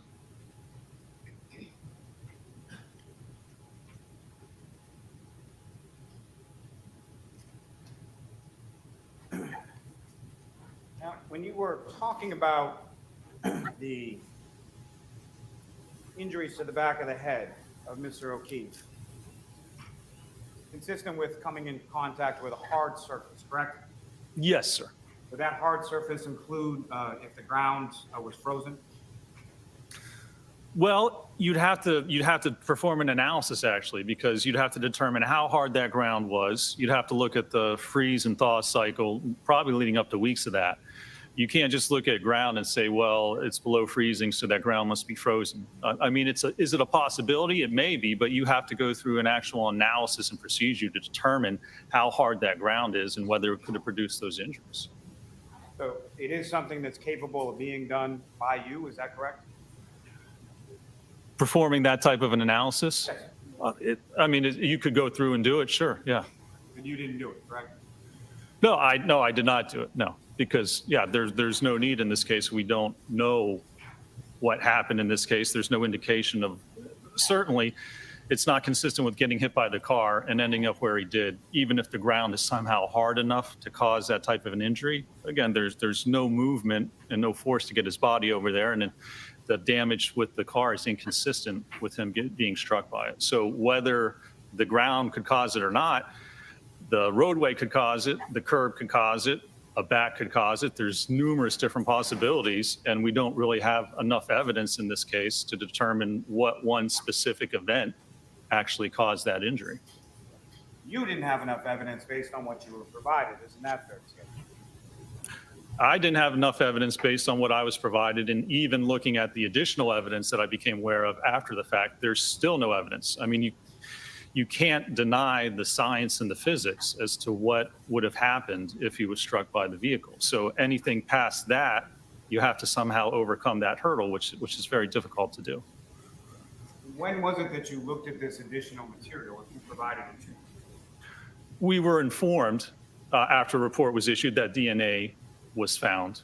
And that was really the primary issue. I believe that some DNA was found on the housing, which, again, there's numerous explanations or ways that DNA can get on a light housing.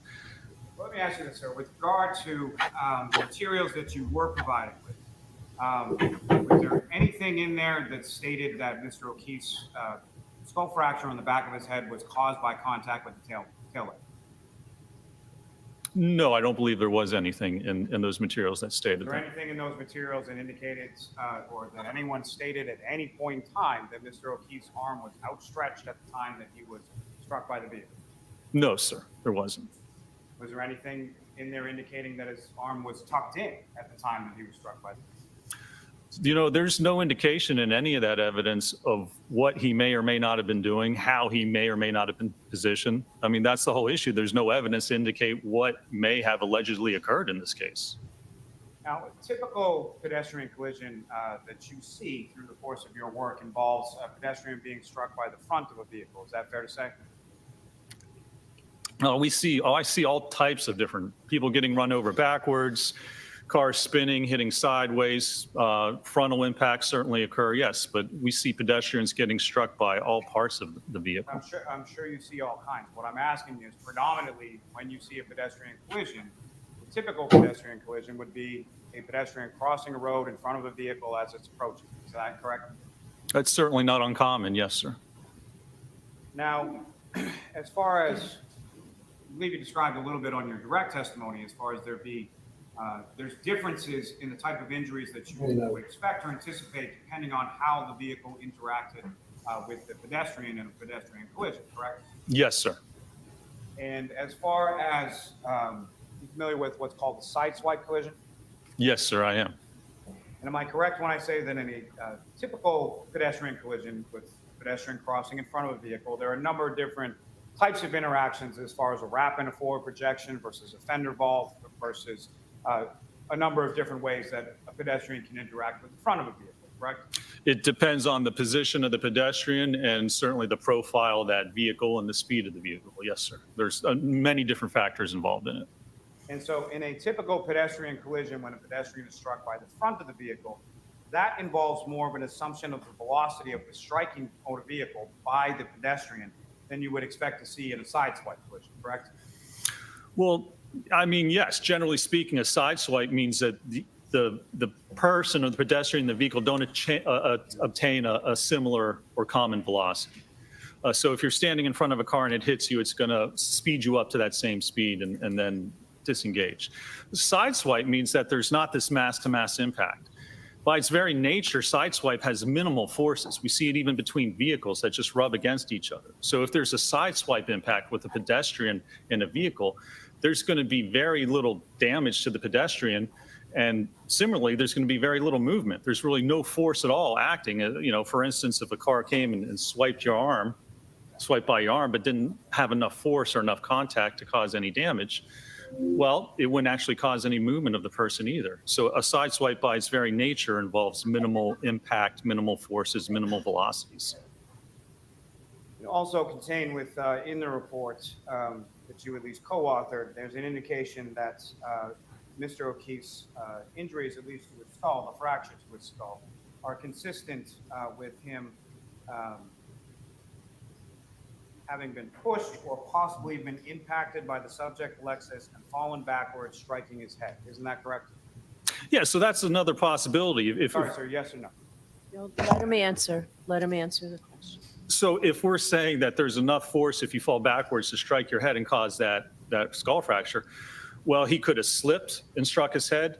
The car could have backed up and not known that he was there and nudged him and caused him to fall. I mean, any event that would cause him to fall backwards obviously would result in him striking his head. So there's numerous, almost infinite possibility of different scenarios that could result in that type of an event.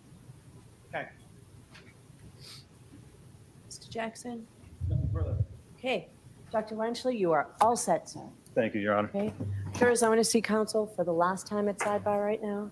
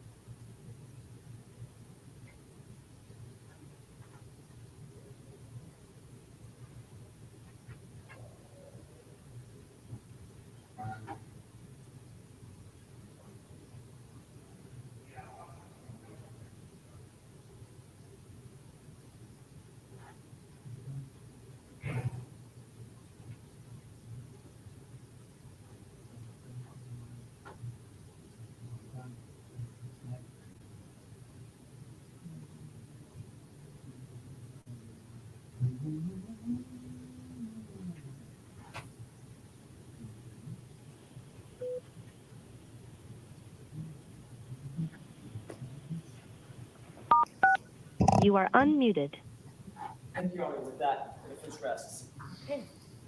Jurors, that is the evidence in this case. After all these weeks, that's the evidence that you will hear in this case. The lawyers and I still have work to do for tomorrow. But tomorrow morning, we will have closing arguments of counsel. They'll get an hour apiece to be able to argue this case to you.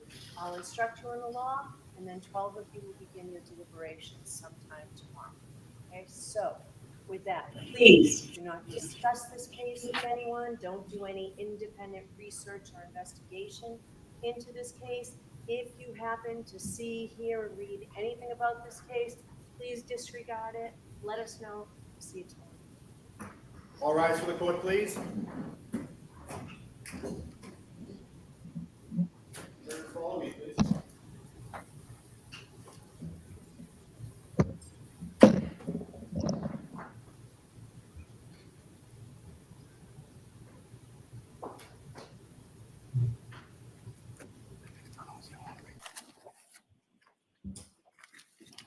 Jimmy, I left your note on that one. I left your note on this.